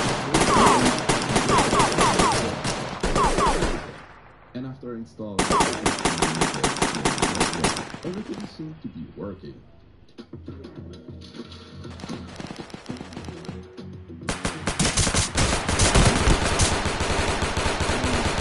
All the softwares, like AutoCAD 2000, which I reinstalled using a CD. Do you remember the last time you used a CD to install something? Okay, I know the content of this video is on the computer and not on my personal table, but for the file of you who wants to know how I run it, here we go. I use AutoCAD to produce a model drawing, then I run the files in GCAM to program the patterns that will generate a G-code. That G-code will be read by part 3. Then this software will send commands to step motors and to the plasma cutter to cut the part itself. And because I replaced the hard drive, I had to reinstall a new program for the software. Many unbearable hours later. Actually, with a dial indicator. Nice. Oh yeah. I'll spare you all the fun that was this past 6 hours, because I made a video on this plasma table with all the video on this channel, so not my greatest skill. If you can get past that, there's a ton of and now for the first, second try ever. I think that the transition was good enough and went to town on cutting parts. A day later. On building the heater during weekends, but since it's the end of May, every day lost troubleshooting or done with the heater. Plus, I'll only be posting the video once I'm done with the project, meaning that time will perform well. It sucks. If you barely heat up the metal, it can hardens instantly, burning your drill bits and blades. But as you know, we're always just a window. Last Norway from 6-6. It works too. All the bits I don't need. But remember, also distance must be a bare roll. 2 diameter. Meaning that even that round pipe will get the roll. Go. Using this. I quickly the straighter the cut is, the easier it will be to this.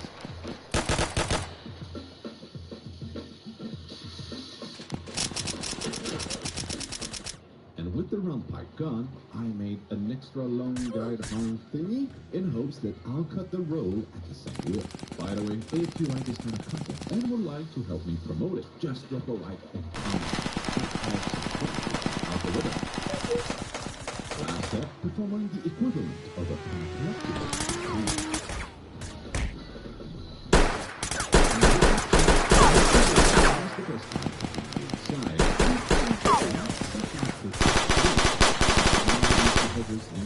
each other. But, and even though my wife keeps telling me that I'm the strongest man she ever met, apparently, I'm not strong enough. But I've got ratchet scraps and a welding table, which, well, you'll see throughout this video, I'll grab a bunch about.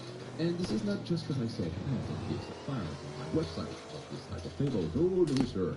That thing was the blessing helping hand needed to succeed with this project.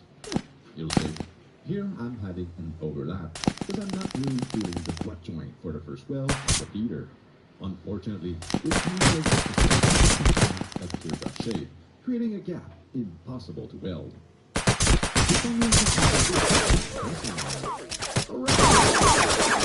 Table.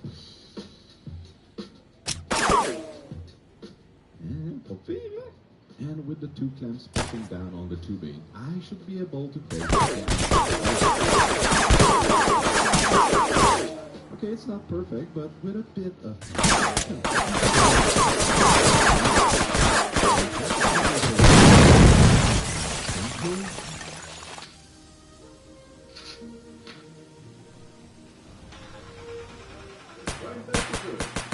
It's all good. Yes, I'm in!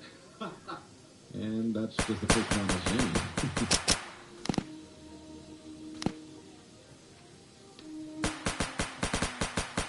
Then I remove the straps to do the final work.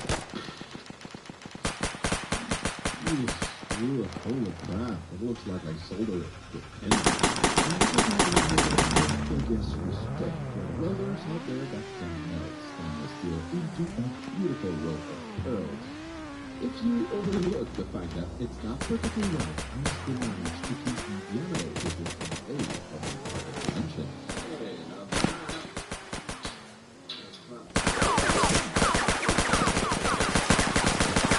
Tapping this cylinder, I need to install plates to support the second version stage. Quick checkup with the backplate. It's in the chimney hole. What?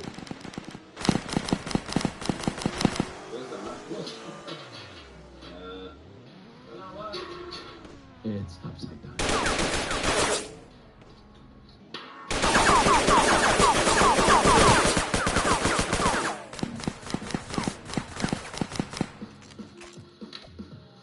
Here I want to attach the program, which is round, to this not round. Once again.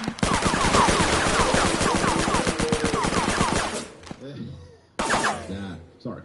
Then I tack one side and push on the other side, which is the pointy bit of the teardrop shape.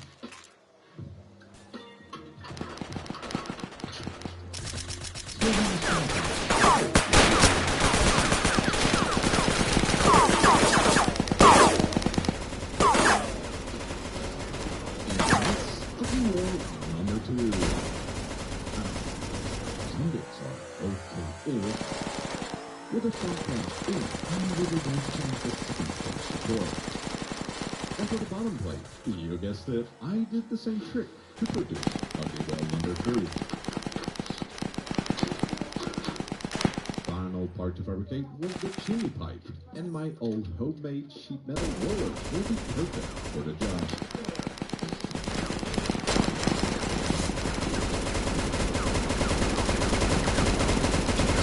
Critical on this build is that all the welds need to be leak-proof because as you know, water and fire affect the ground. If you think about it, once the two things are joined together, some of those wells will be very difficult to reach and repair if they leak.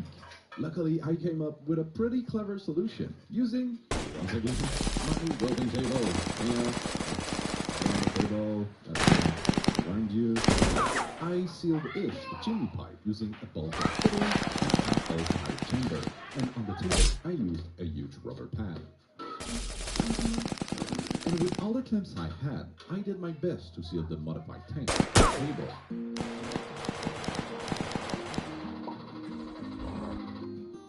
Then with a soapy solution, I checked the leak.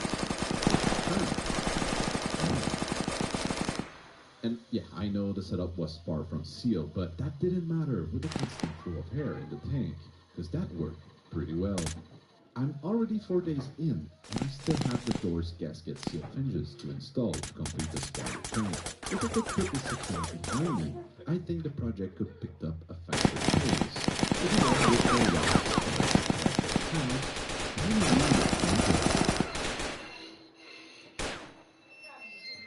but things were about to get turned up in the shop. Yep, TIG transfers a lot of heat. Just step up my gloss. That won't hurt. To get better welds, you have to know by now that my YouTube algorithm is just about how to weld better steel. And I realized that the cup provided with a welder was way too small. I was using a 6, and I bought a 10 made from glass. And now the argon flow is way better. With the seal in, ladies and mostly gentlemen, the pièce de résistance.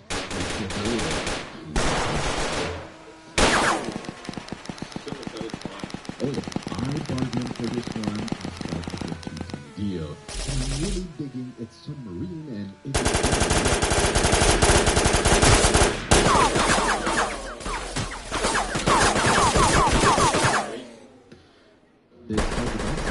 working with stainless steel. One thing I really like is and no height. It allows us to create little works of art.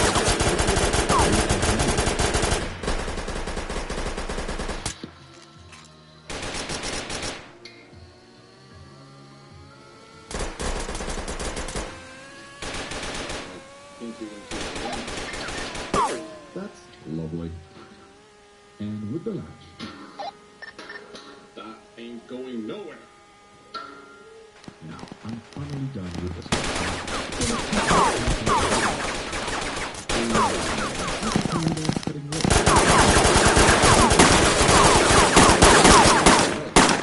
Possible to the top. I maybe through it? Well done, Vinny. Unfortunately, how can you? So a bit of cleaning is important. Come on, Cannon, focus. That big job on this tank will indicate ports for the drain valve, a pressure gauge, and support. That pretty much threads are exactly what I needed, 3/4 NPT. And with a bit of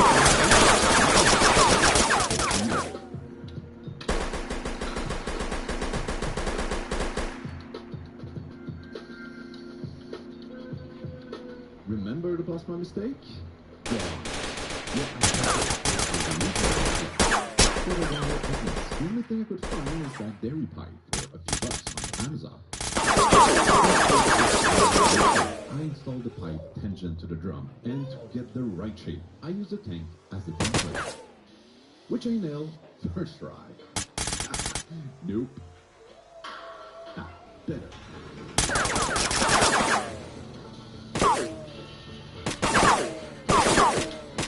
For the outlet, I'll use the existing drain pipe of the tank and to it.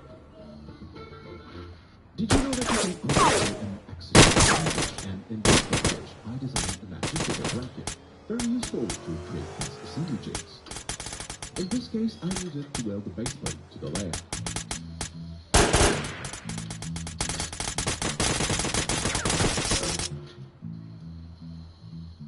The outside of the tank was not in so good condition, but the inside is even worse. Here comes another very, very fun part. So far, I'm loving this project so much. And by the way, if one of you is free next weekend, I'm always looking for volunteers to join the plan. Anyone interested? Well, it looks like a pig, but a shiny one. Again, for volunteer work, please send me an email. Did we go too big? This target circle was big. That's right. If we can find our copy. We don't pick our defendants. We're just here to present evidence.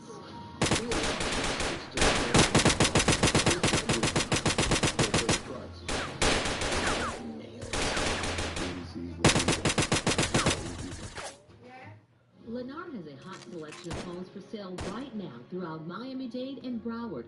Pay zero closing costs in select communities. What is it about Cleveland University that makes our nursing students so successful? Our culture To support the weight of little things inside big things. Because I don't want the front end on the chimney pipe to take all the load. And this is how I started mastering the new gas control method.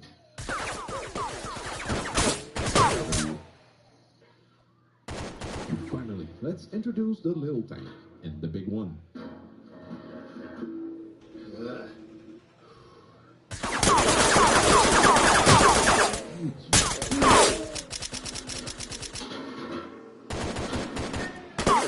Then I put it out to see the fit with the front flange, and it's not good. Yeah, huge gap here. The reason is that the support is way too high and pushes the flange away from the big tank hedge. Maybe I could softly massage small tank where the support is to lower it down. I'm sure smashing on wheels shouldn't do any harm. Oh, my back's gonna hurt tomorrow morning. Oh, that's gonna be fun. Oh, right, almost done.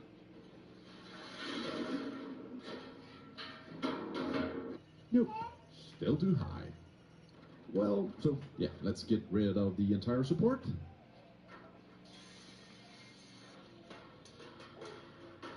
You, bye-bye. Third time's the charm, I guess.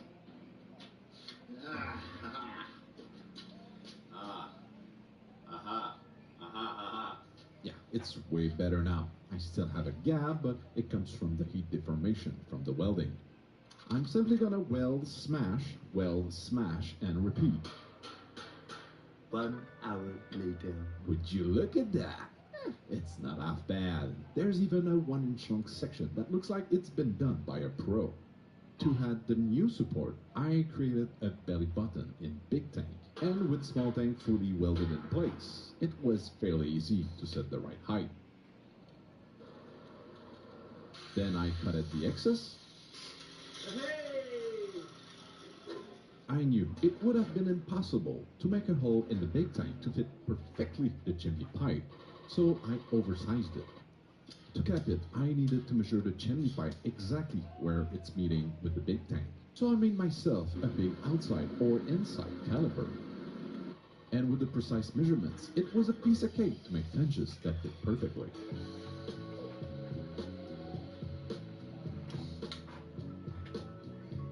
Would you look at those welds? I'm getting there, guys, except that big block, where I blew through that chimney pipe.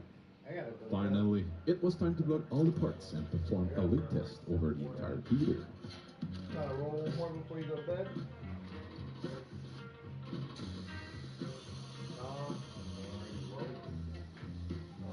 And I found only 11. Yeah, you thought I was about to say 1, right? Oh, I wish. And, of course, some of them were at the freaking bottom of the tank. Even though I previously checked that joint, I don't know, something must have happened between the two leak tests. So that the fun begins. Again. Yeah, sorry for the view. I mean, the few outsides were really easy to fix. But those inside. Many unbearable hours later. 5. It took me 5 hours to sit a shot, but I managed to get them all. And here I'm applying a high-temp caulking, just as a last resort safety barrier. And with that, the day came to an end.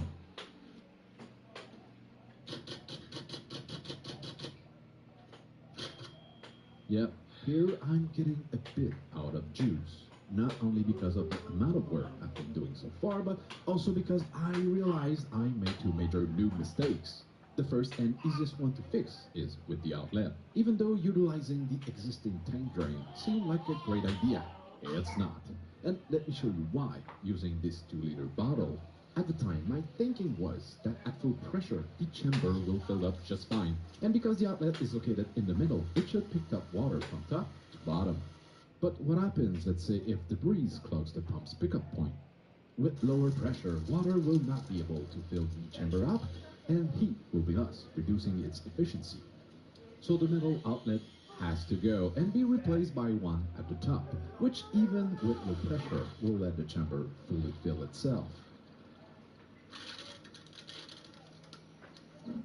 I added a flange to the existing drain hole to help solve my next and biggest problem. Yeah, really not proud of myself on this one.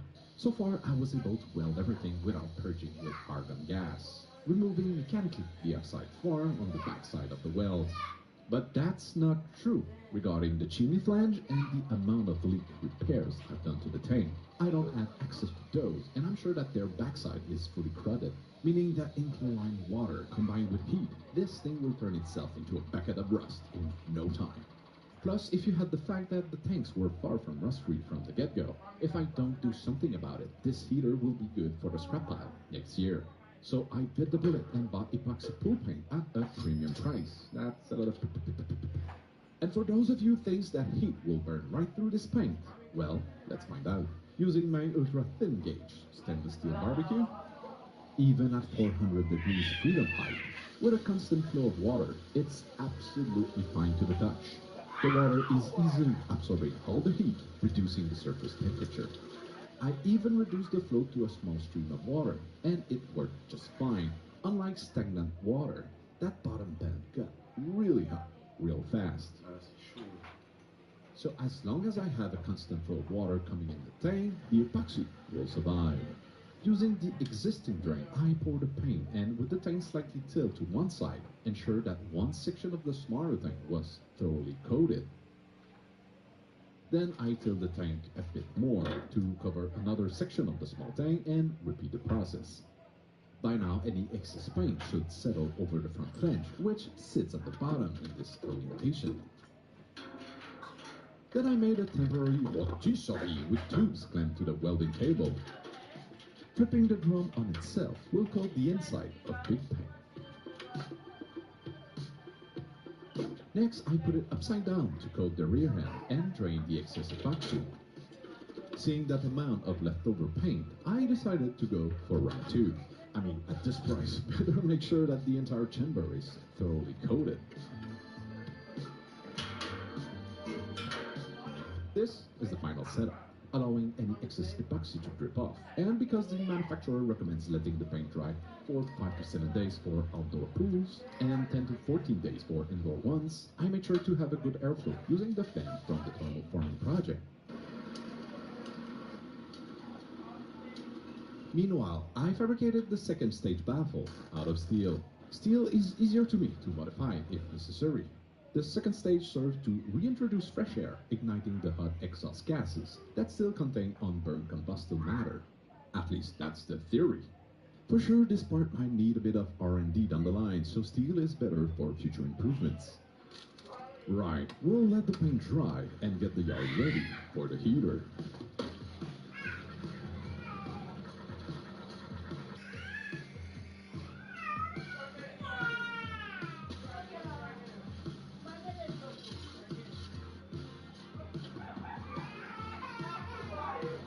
You might ask yourself, Vinny, how can you spend so much time on your projects and videos and still have such a nice lawn?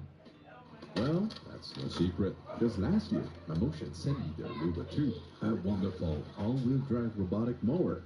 I even made a video testing its limit, and I made it walk my dog. Well, sort of. And here's an update a year later. I still love it. For real, I think the result looks way better with the Luba than when I use my tractor to do the mowing. It's truly a game changer. I don't have to find time to mow the lawn anymore. For example, while I was prepping a base in my yard for the heater, the Luba was mowing the grass for me. And this year, because Mamotion knew how much I love my mower, they sent me their new Yuka Mini. This little guy is perfect for urban and suburban homes, handling lawns up to 8,600 square feet. I just love how simple and easy the setup is. You install the charging base and antenna, and you're ready to go. And this time, to show just how easy it is to set up, I asked my son to do it. And with no cables to bury around your property, it literally took us just minutes to get the mower up and running. A new feature on the Yuka Mini is its use of AI to set the perimeter, which we just had to try for ourselves. Again, we were impressed by how well this feature worked right from the start. Okay, the mower clearly told me I should do something about the invasive grass creeping into my driveway. I know, it's on my summer to-do list. Setting the cutting height is easier than ever. Just press this big button and set the desired height and off it goes. Just like my Luba 2, the Yuka Mini performed flawlessly. Unfortunately, I had the Luba mow that patch of grass just a few days ago, so the Yuka didn't have much left to chew on. And this thing is so quiet. The mowing sound you're hearing, that's not the Yuka, that's my neighbor's gas mower. I actually had to wait for him to finish mowing its lawn before I could record the Yuka's sound. Yeah, that's it. It's pretty quiet. It mowed that entire section using only 20% of its battery. They call it mini, but it's definitely capable. With the Yuka's Mini's more affordable price, Mamotion is making robotic mowers more accessible than ever. By the way, they just released a new robotic toy, the Spino E1 pool cleaner. I just made a pool heater. Next step is a pool cleaner robot. So Mamotion, I can't wait to try it out. Wink, wink. And finally, Mamotion is running an Independence Day promotion until July 6th. The Yuka Mini is up to 20% off, and they're...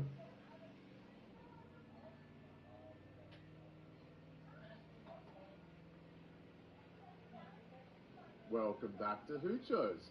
Today on Hoochos, I'm going to be reviewing the auto frame flow style hive. We are going to be covering all of the tricks and techniques that you need to know to get bees up into a flow style hive, and I'm going to be covering some of the caveats to this style of hive and all the things that Flow don't want you to know. So this video has been an 8-month compilation of my experiences with both. There's nothing like dining benefits at over 10,000 Resi restaurants.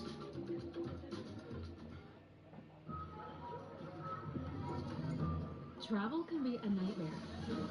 Luckily, The Flow hive and the auto frame hive, and I want to share those experiences with you to give you a better understanding of the flow systems and how to manage bees within the flow hives so that you have a better understanding of what you're getting into as a new beekeeper. So there is an ethical question about the purchasing of a rip-off product that we will go into at the end of this video if you'd like to skip ahead to that.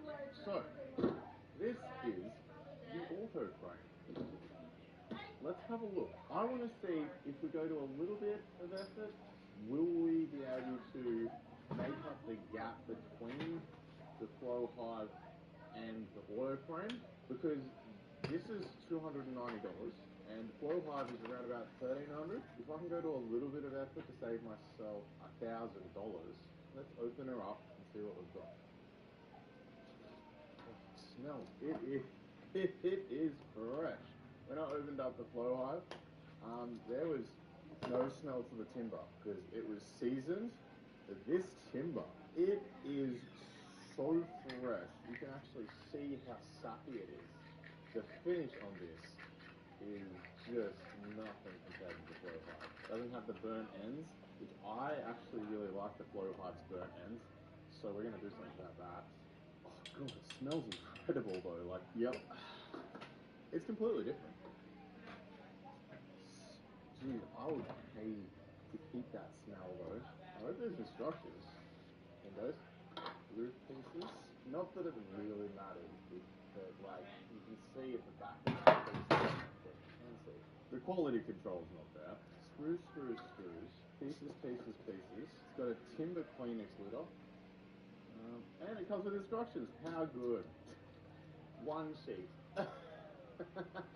Well, I'm going to have a go at putting this together. It looks pretty simple. What I am going to try though, I love the way that the Flow Hive has the burnt dovetail ends. And I'm pretty sure that's because of the way that it's laser cut. So what we're going to do is, I'm going to give them all a little bit of a burn. See if we can't get something similar to that laser finish. Oh, that smells incredible. I'm almost keen to do this to the whole thing, like get a Sansuji band layer of like burn on it. Because this is actually coming up really nicely, to be completely honest.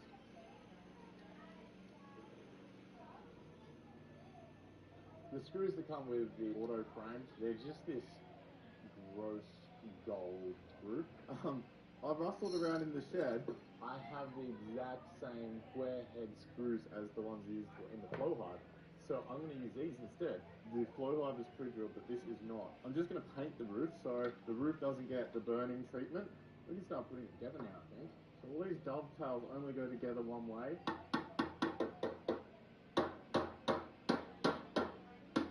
Oh, good. So that's our box. It looks pretty nice with that burning on the outside. And I'm just going to pre-drill one top, one middle, one box.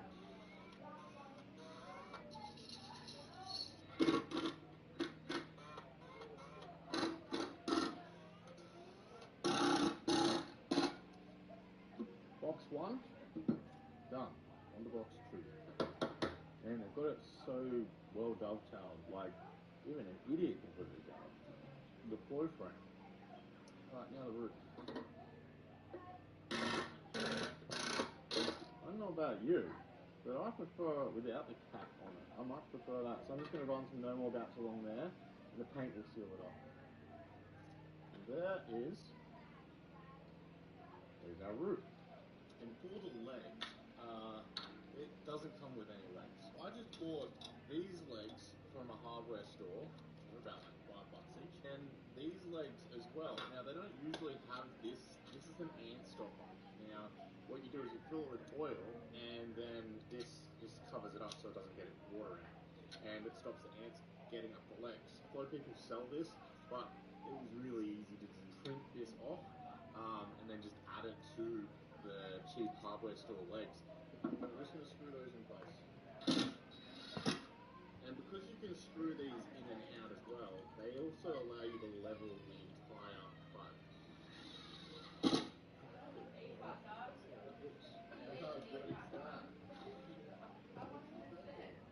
I'm going to tongue oil and paint this just like I did for the Flow Hive. We'll move it outside and we can put in the auto frames that go with this bad boy. I've designed a bunch of 3D printable parts that you can add onto this so that we can get it up to the usability of something similar to the Flow Hive. And these are the parts.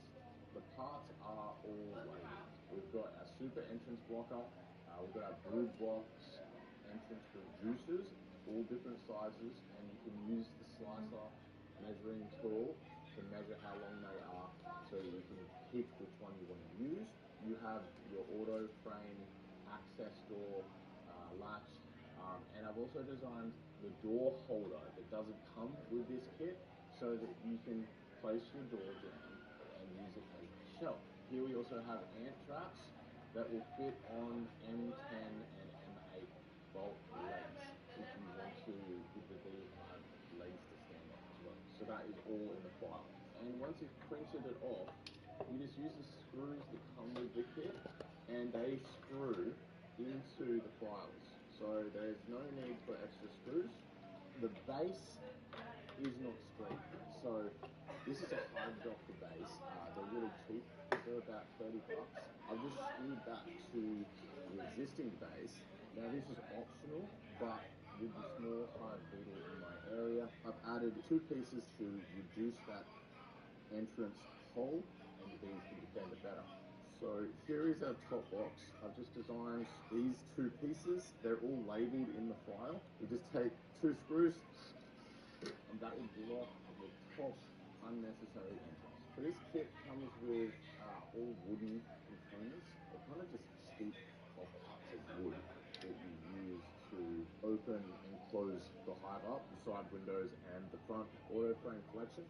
These ones go on the side where the windows are.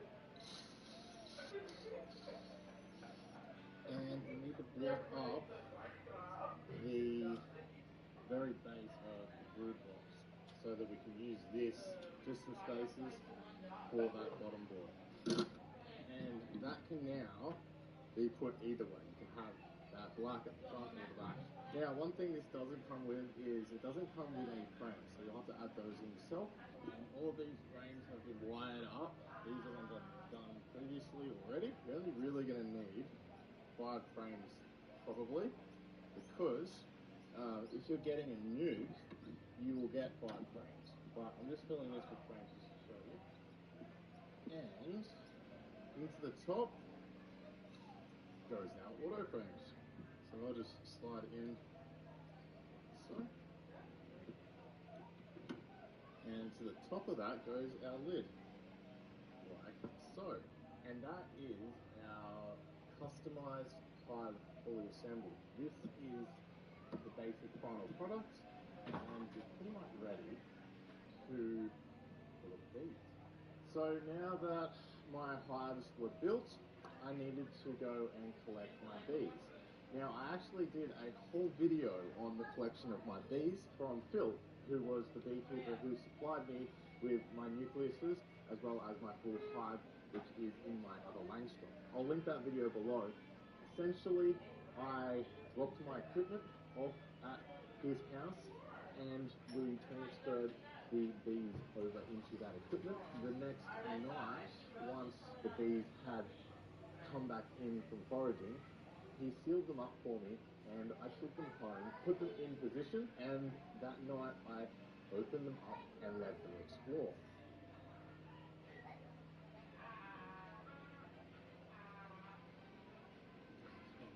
All at once. So these colonies, these are the 2 nukes, but I wanted to have a nuke in each of the flow hive and the auto frame hive. I'm going to let them be, so I don't have a season. They're coming out. If you wondering around, just not wondering what's going on. Well, I guess we're checking these guys in the morning, huh?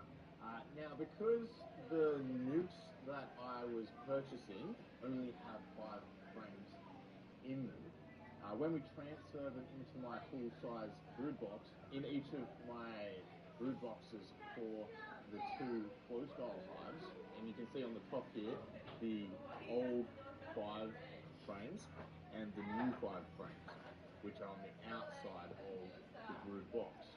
And that is where the queen will make her way out, laying brood from the center of the hive. So one of the things that I believe that Flo really doesn't explain well enough is the fact that you actually need to let your nucleuses, if you get them as nucleuses, fill out to the edges of your brood box almost completely before you add on your flow supers. The reason for this is because the bees will not make their way up into the flow supers whilst there is still space in the brood box for storage of honey. Once the brood box is full, that will force them up into the supers above. And it's important that you don't add these frames, the flow frames, on early, because what the flow frames actually do is they give pests, small hive beetles specifically, a place to hide that the bees, if they're not large enough of a colony, cannot defend adequately. So all of those cells, which wouldn't exist if you had just sheets of foundation, they're all going to give small hive beetle a place to run into and hide in between it trying to lay eggs in all of the cells of the brood and the honey. So I actually think that I added the flow supers on too early because of my ignorance of this fact, because it's the first time I've used them. Okay, so I've just made the decision. The auto frame hive is ready for the auto frames to go on top. So I'm going to get that prepared to go. And I'm just going to do a quick hive inspection. So much cat food in this. Look at that. All cat food. All cat food. I've only really got 2 frames on the outside that haven't been filled with honey. So I'm actually kind of okay with putting Flow Hive Super on the Flow Hive and on the Auto Frame Hive. And I'm going to be using the crane that split as the came with Auto Frame. This plastic one came with the Flow. So this is the Auto Frame. That is super top. And we're going to put our Flow Hive on top of what?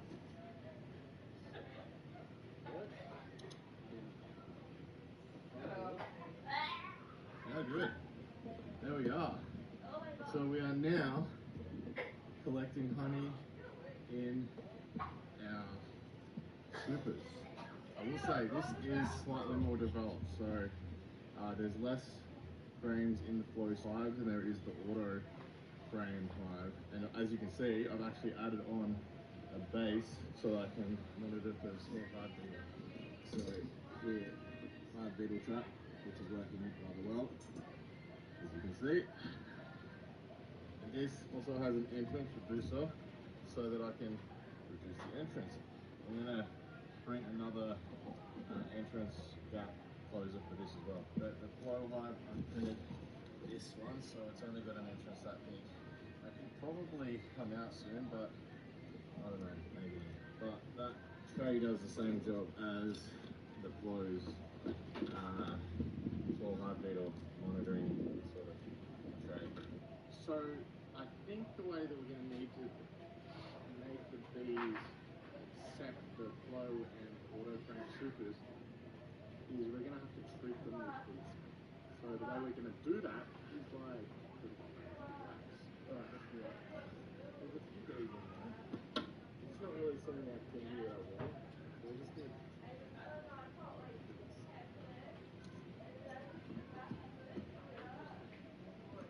you can see there is actually a heap of bees in this one, but they're not really doing anything. Okay, so these are just some wax cappings that were from my initial honey harvest. We're just going to put our cappings into this bowl, and this is just the cappings from a single super harvest. Now, if you don't have cappings because you haven't harvested anything because your flow hive is brand new, just go to a bee keeping store and they actually tend to have beeswax, will be a lot more orange in this, that you can purchase. I mean, you could realistically buy some foundation sheets, make sure they're 100% beeswax, to melt the foundation sheets. So I'm just going to fill this with water and I'm going to heat the water.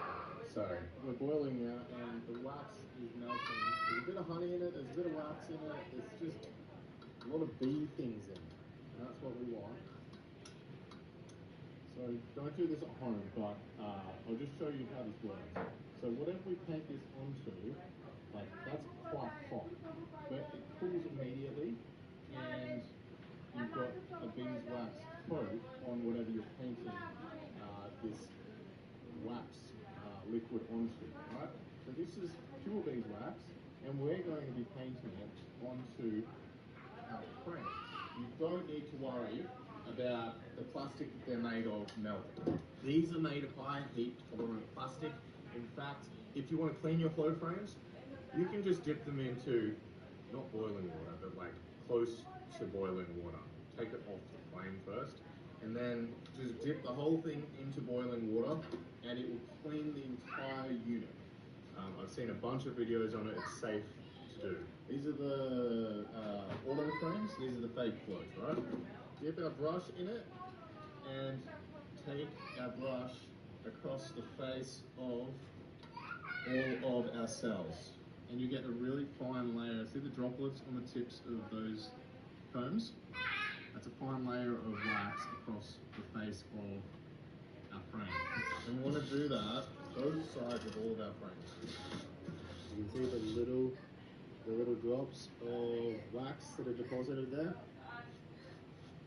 Alright, so these can now go back out onto our floor lights. There were like no bees in this before. There were some bees up on the wall of the auto frame, but they weren't on the frame. So a bit more now, and we'll see tomorrow, I guess. Will you have a look at this? There are so many bees exploring all of our auto frames now. You can see them, they're literally all over. Our auto frames, the same. That's crazy. I can't believe that works so bloody well. That's exactly what I was hoping for anyway. So this is actually kind of crazy. The bees have started repairing the sections between where the brakes are in the comb. So you can see them in there doing maintenance. And some of these are actually completely joined now. You can see that they're repairing all of the comb and sticking it together already. Like, have a look at this. Some of the joints are completely fused now. That's so quick. It's been a day. Look. We're getting married this year. Time to save wherever we can. So we tried a different detergent. Seemed like a good deal. The detergent was so watered down it left our clothes with stains and dings. My favorite shirt became my PJs. And I'm not risking mine. We're back with Tide. Tide's the real deal. Stop paying for watered down detergent. It's got to be Tide. Once weekly mojo. Momentum. Acceleration. From every angle, ambition lights the way. Embrace the pursuit. David Remy Chevron Collection. Get a taste of new Lipton Fusions. Real iced tea, now with a wave of lemonade in strawberry or pineapple mango.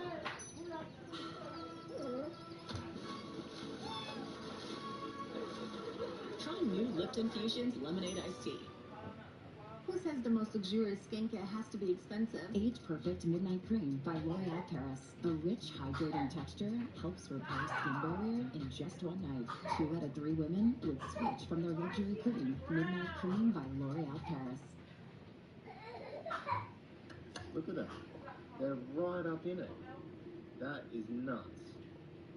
This is worth an absolute treat. There it is.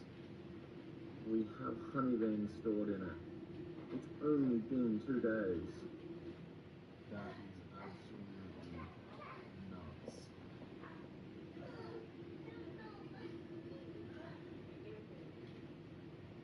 It's in the middle cone.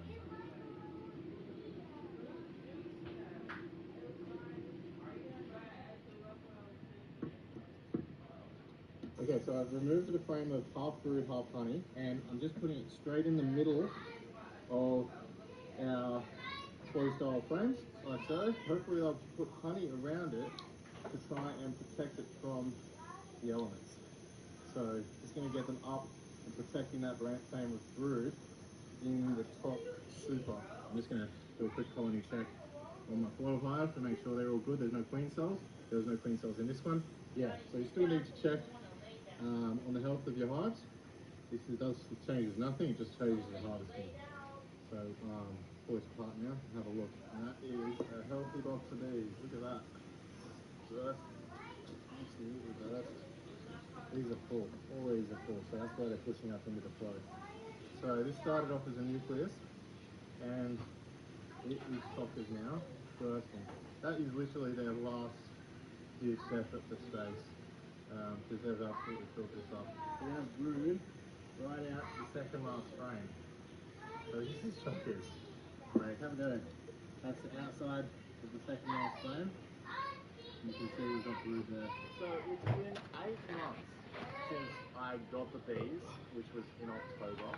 And that last video you just saw was in December, 28th of December.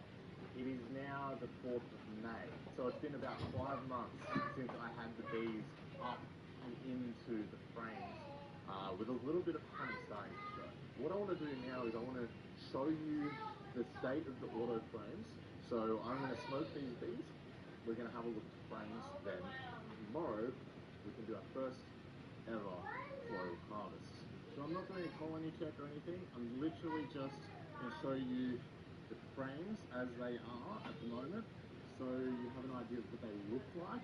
One thing I do like about the auto frame lid is the holes that allow you to smoke through the lid and give ventilation to the top.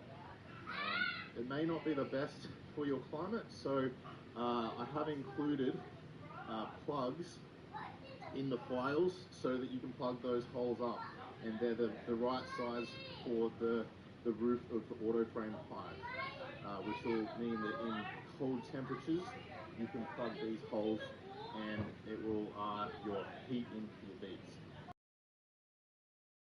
Fantastic. Oh, see, there's a couple of small hive beetles. These are remarkably hard to get out. Usually because the bees have stuck them to the green excluder. Holy moly. Can you see that? That is thick with honey. Now, I'm not particularly worried that they haven't filled the whole frame, because there's no kind of half-filled cells in there, but you can see there, the first half of that frame is pretty much full, and that's on both sides as well, so that's lovely. Fully capped honey, which means that it's got the right percentage of water, so it'll be below 18%. Let's have a look at the other frames. So that's frame number 2. You can see how they're stuck back to the bottom. That doesn't really matter, but you can see here we've got let's pull the same amount really of honey on both sides. Okay, nice. Frame number 3 on the right hand side, it's still getting capped, so I won't take that one. So we're doing the middle frame and one on the right. Look at the rest one. That one can be done as well, I'd say. Yeah, so you can see here, I'd say that there's a few of those channels that aren't aligned properly. See how they're a little bit off center? The bees have sort of left them alone and they're not using them. If you actually have a look here, I can show you. Yeah, so they're not liking those few unaligned cells, if that makes sense. You can see they're off alignment, so they're not filling them. But I can fix that by just harvesting this, and then when I reset it, it will go back into alignment. But look at that. All capped, beautiful. And we're going to be harvesting the middle 3. There we go.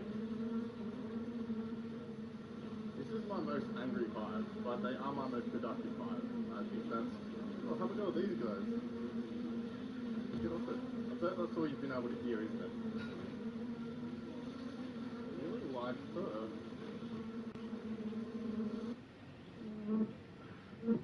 That was weird. Okay, so it is now the next day. We've had a look inside our hive, and we know that some of our frames are ready for collecting. So I'm going to just crack the window open and hopefully give you an idea of what's visible from this side. So we're just being as quiet as possible. We don't want to disturb the hive. If they start to make some noise, I may even put my veil on. And you can see there, have a look at those bees. This window piece is going to go down onto our 3D printed shelf holders,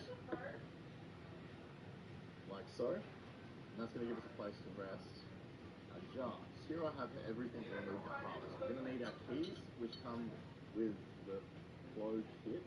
You're going to need some jars. Now, I'd actually recommend large jars because I've designed these lids for standard mason jars, and this is going to allow us to collect into the mason jar without the bees being attracted to the honey and getting caught in the honey. So these are a 3D print, and because I want to use larger jars, I'm actually going to have designed by the end of this video one that fits over larger jars or multi-jar sizes, so that you can use larger jars, which kind of makes more sense for the system. This is the flow collection pipe. It has ridges and the flow symbol. This is the auto frame collection pipe. So this is made out of plain plastic, which would be polypropylene, food grade polypropylene, but yeah, slightly different. So I'll just be using the auto frame ones because that's what came with the kit, and we can crack open the hive. So the first thing I actually have to do, which come to think of it I should have done yesterday, is I've got to put the hive on 3-degree angling forward, and that means I've got to leverage the hive so that all the honey flows forward. I'm just going to use these weights. I'm just going to put them underneath the front feet of the hive. One there. Oh, looking really good. Okay, great. We're going to remove the front like so. There's no bees coming out, which is nice. And we're going to need a pair of pliers to remove the plugs to the beak holes and to the front of the collector. So what we're actually just going to try first is the jars with no caps on them or anything. This is how it is advertised to work, so we're just going to do that. And finally, after 8 months of beekeeping and managing bees in this very unique style of bee management, we are able to harvest our auto frame. So I'm just going to take our little plastic stoppers out, top the bottom like so. We can place our, and that is going to capture our flow. We can now turn the key. The key goes in the bottom. I've seen that we just want to turn half at a time, and I'm actually going to use 2 keys to get the most leverage and go on each side. Here we go.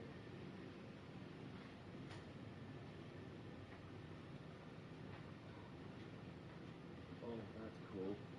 Yes, so you can actually see the honey running down. Look at that, there it goes. And here it comes. Oh, it's working. Stop it. How good. That's working so bloody well. Look how fast it's coming out too. You can see all of those cells draining. Look at that. That's incredible. What a fantastic result. And the bees don't seem to mind at all. They're just going about their business. I wouldn't particularly need a suit. They're not even getting into the honey. Maybe give it some time, but yeah, this is working wonderfully. And we're about to change this jar out as well. I've got to say, this is a lot easier than the other extraction method that I do, which is, you know, your full centrifugal extraction method. This is a delight, and just the vibe you get while you're doing it as well. It feels natural, even though it's probably one of the most unnatural things you could ever do. And there's the glass change, and they're already uncapping those cells. I can see them in there working. You can see them eating away at that capping. They're just wondering what's going on. You can see them with that the white wax that they're pulling off. I just want to show you we're most of the way through collecting this middle frame, and at the front of the hive, it's just a normal amount of activity. Like, as a beekeeper, you know when the hive is disturbed, and this is not disturbing the hive at all. Actually, kind of surprising. Okay, so I actually want to discuss how the flow hive works. So this here is part of the internals of a flow frame. At the top, we have where the keys go in. The top and the bottom are not accessible by the bees.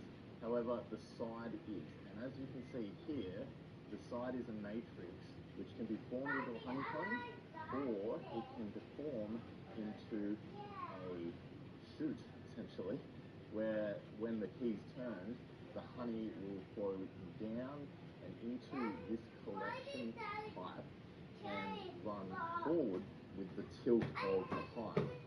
So the way that this works is, if I take this section off, you actually look here, this is the internal part that gets moved with the key, right? So as the key moves up and down, this internal section splits and seals the honeycomb.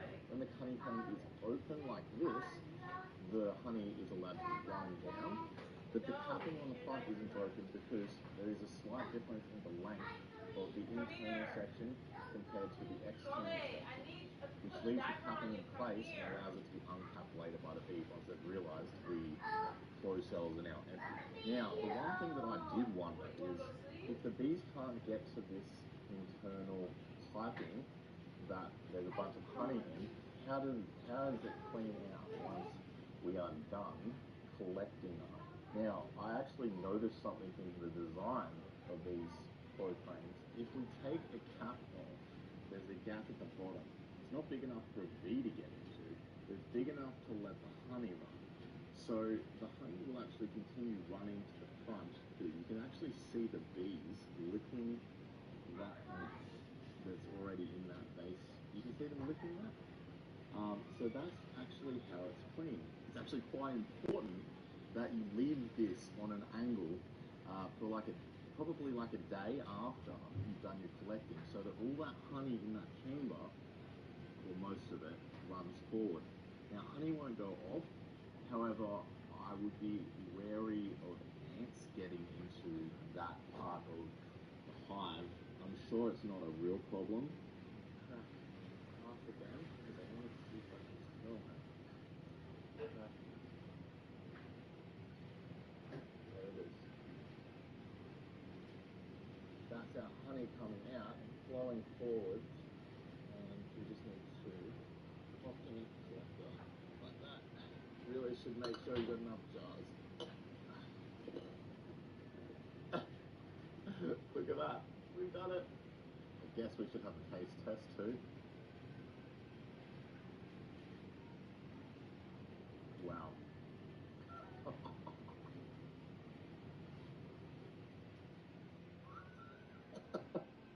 It's so good. It never gets old, honestly. Harvesting your own honey. Oh, that's delicious. So after you're done harvesting, it is very important that you close the cells back up so that the bees can get about their work of rebuilding and refilling them. Way better with 2 keys because it evenly closes them on both sides. So we're going to close them by going into the top. You want to close them all? You can close them half at once if you don't have that much strength. This key piece, let the top one go in if you haven't closed it all. Or you've only closed the front one. And whatever's honey's left in the chamber, which I don't think there'd be much, we're going to leave for the bees. That'll just run forward into that hole that we discussed. Quickly take this out. We'll just replace it with our plug. And they're already in those cells again, licking up all that honey. They'll uncap the rest and prepare them to be filled again. As you can see, they're not in these cells because they can't get in because the gap's too small. But because this one's been closed up, they're able to get in there and do all that hard work again. So now we can crack the last frame. And it's running down now, as you can see. All that honey coming down into that base. And that will run down into our collection. So I've been sitting here this whole time and we're nearly finished collecting honey. And not a single bee has come around from the other side of the hive. This is going to be hard. I'm going to have to switch this jar out pretty bloody fast. Look at that. There we go. Perfect. And as we finish our final jars in our final frames, there is your result. And what a fantastic result. I am super impressed by the flow system. This auto frame worked absolutely fine. I can actually highly recommend it. I do think that if you have the money, you should buy the real flow hive. Purely for the fact that a lot of effort went into making it. It may be overpriced and pricing a lot of people out of the hobby, but if you've got the money and you want to reward creativity, this is how you do it. You buy the original. If you can't afford the flow hive, and that is the thing that's keeping you out of beekeeping because you can't afford all of the other equipment that you need for extraction as well, or you don't have the space, I don't think that there's a problem with buying one of these hives. That's my personal opinion, and that comes from someone who designs products and sells products for a living.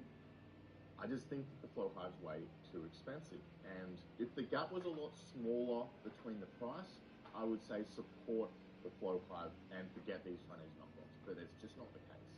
And you can get a really good result, and I think this opens beekeeping up to a bunch of people. It doesn't mean that you don't have to beekeep, just means that you can harvest a lot easier. And for kids and people getting into the hobby, this is a visually exciting and actually exciting way of harvesting. This is fantastic. I'm having a ball, and I think that in itself, the experience of the flow system is worth exploring for yourself.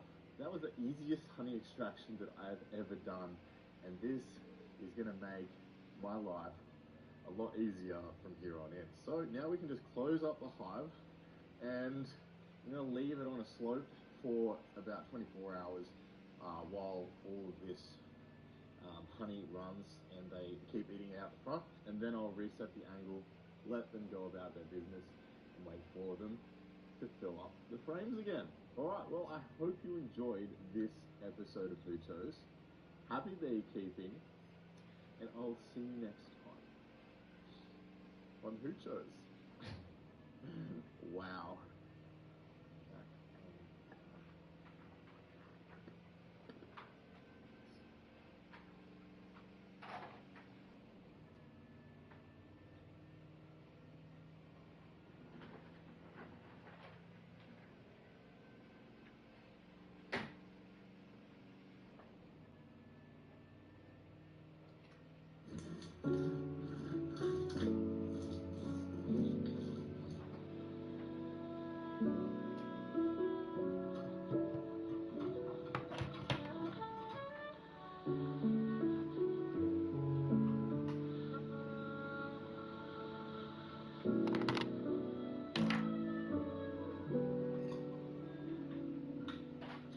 So we are now in the peak summer nectar flow, and you can see at the front of the hives how much activity there is.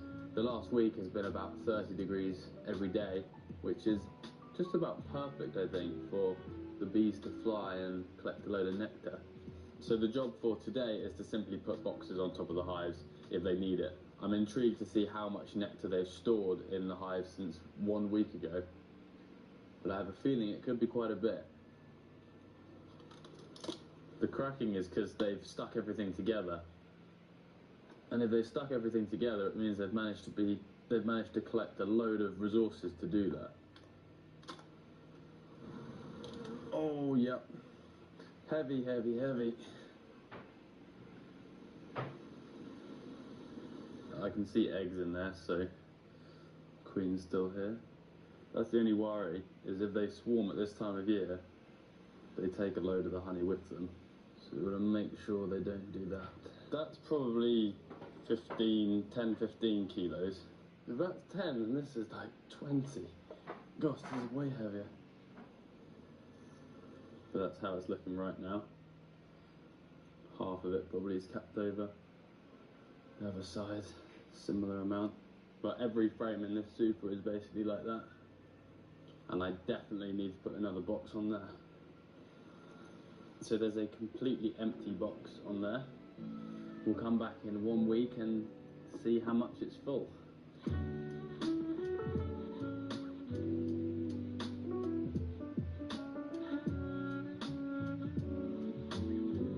And that's another weekly inspection done. A couple of them are still trying to swarm, so I had to make some splits, which is actually a good thing because I'm making splits ready before the winter, so that we will go into winter with more hives, and then next spring, if some die, then it means we've made a few extras to keep the numbers up.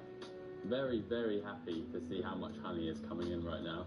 If it carries on for another week or two, we could have a lot of honey to deal with.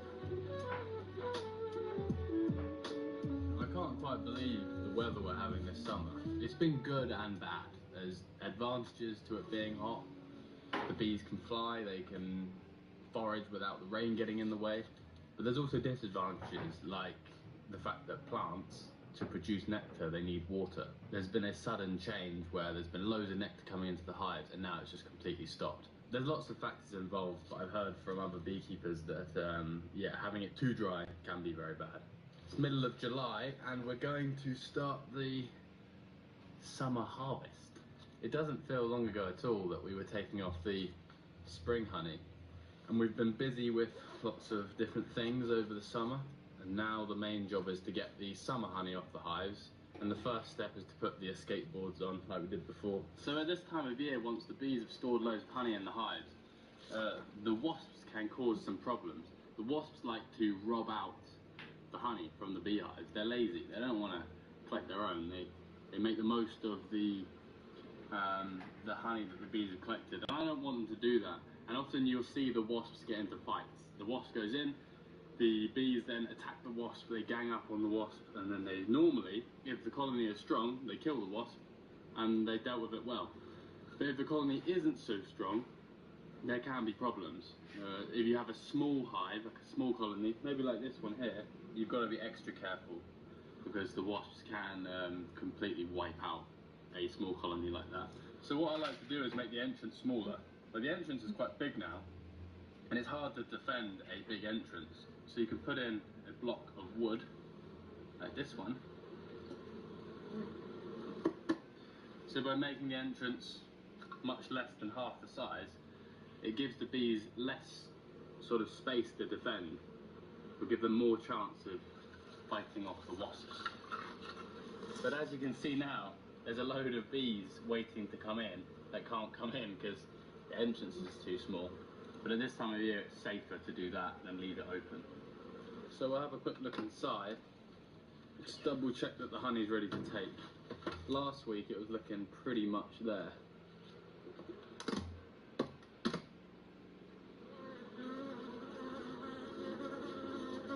This is why I do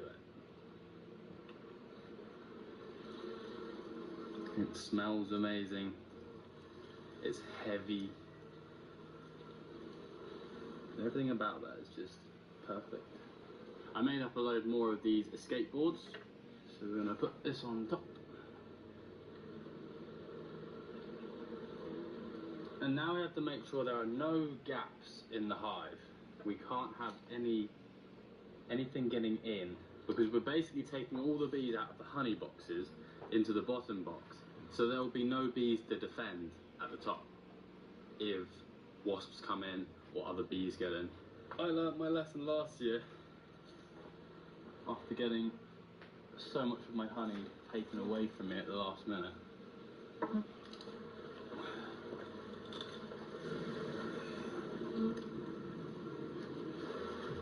Lid on, there's no holes in the top anymore, and then the roof goes on. Nothing is getting in there apart from me tomorrow to take the honey off. Now to do the rest of them.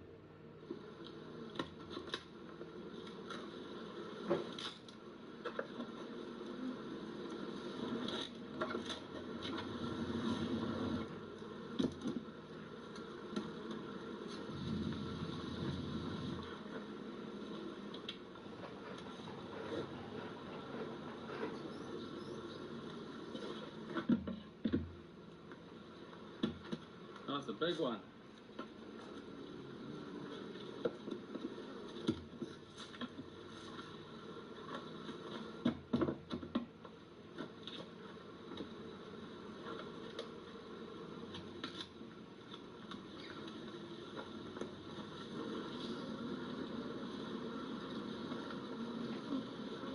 There we go, a couple of hours of heavy lifting later. We've got all the escape boards on the hives, and tomorrow's job will be to bring home the honey and harvest it.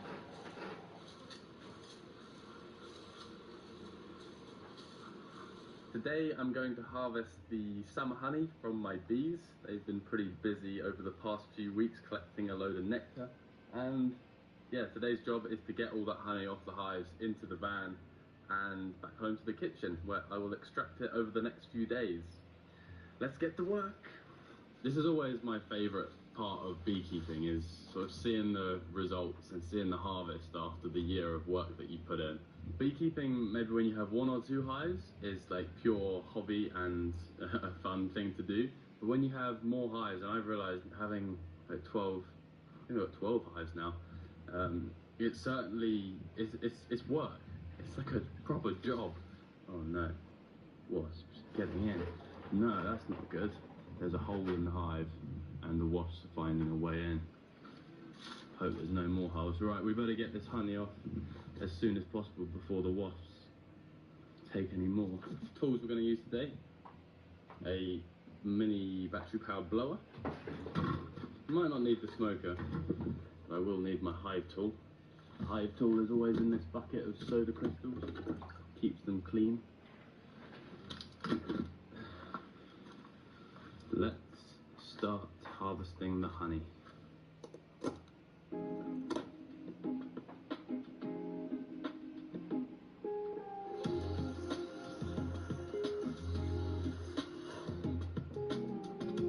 And then get it as quickly as I can into the van. There we go, first box.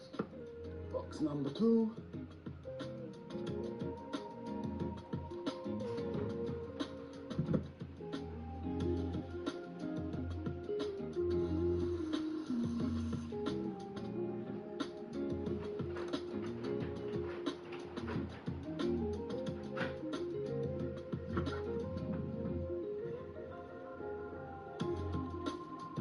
Now that looks a little like something you'd see in a horror film.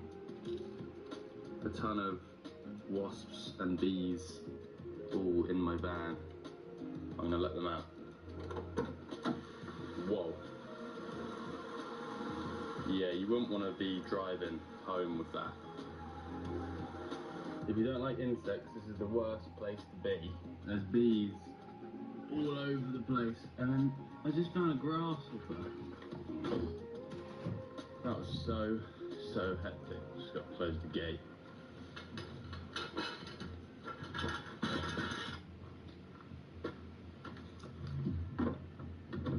Come on, bee, get up. Get out of there. No, there's one on my neck. Once we're moving and we're away from the beehives, I can take the windows down. Like now. And as many of the bees can get out as possible. Woo! That's the honey in the car, and we are escaping. It's like I'm a bear and I just robbed the honey.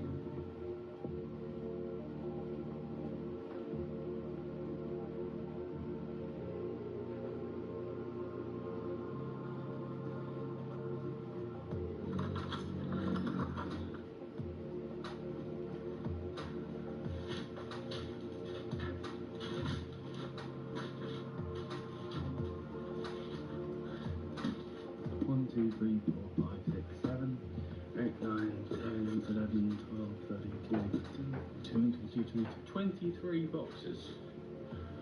That's madness. And that's what most of the frames look like.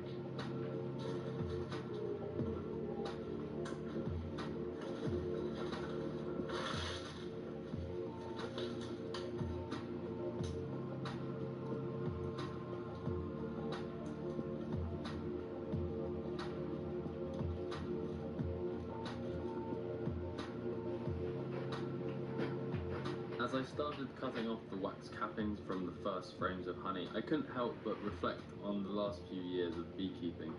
I was given a colony of bees back in 2021. I didn't know anything about beekeeping, and I certainly had no idea of the journey it would lead me on.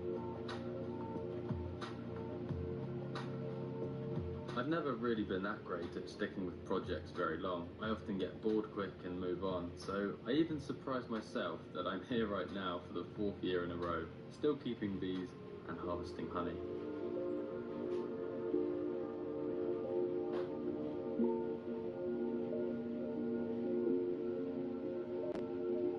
I spent a total of 5 full days in my little kitchen extracting the honey and filtering it into buckets, and I have approximately 150 kilograms of summer honey. which means in total this year, including the spring harvest, my bees produced around 240 kilos of honey. I wasn't quite prepared for this quantity, but now I had to get it all in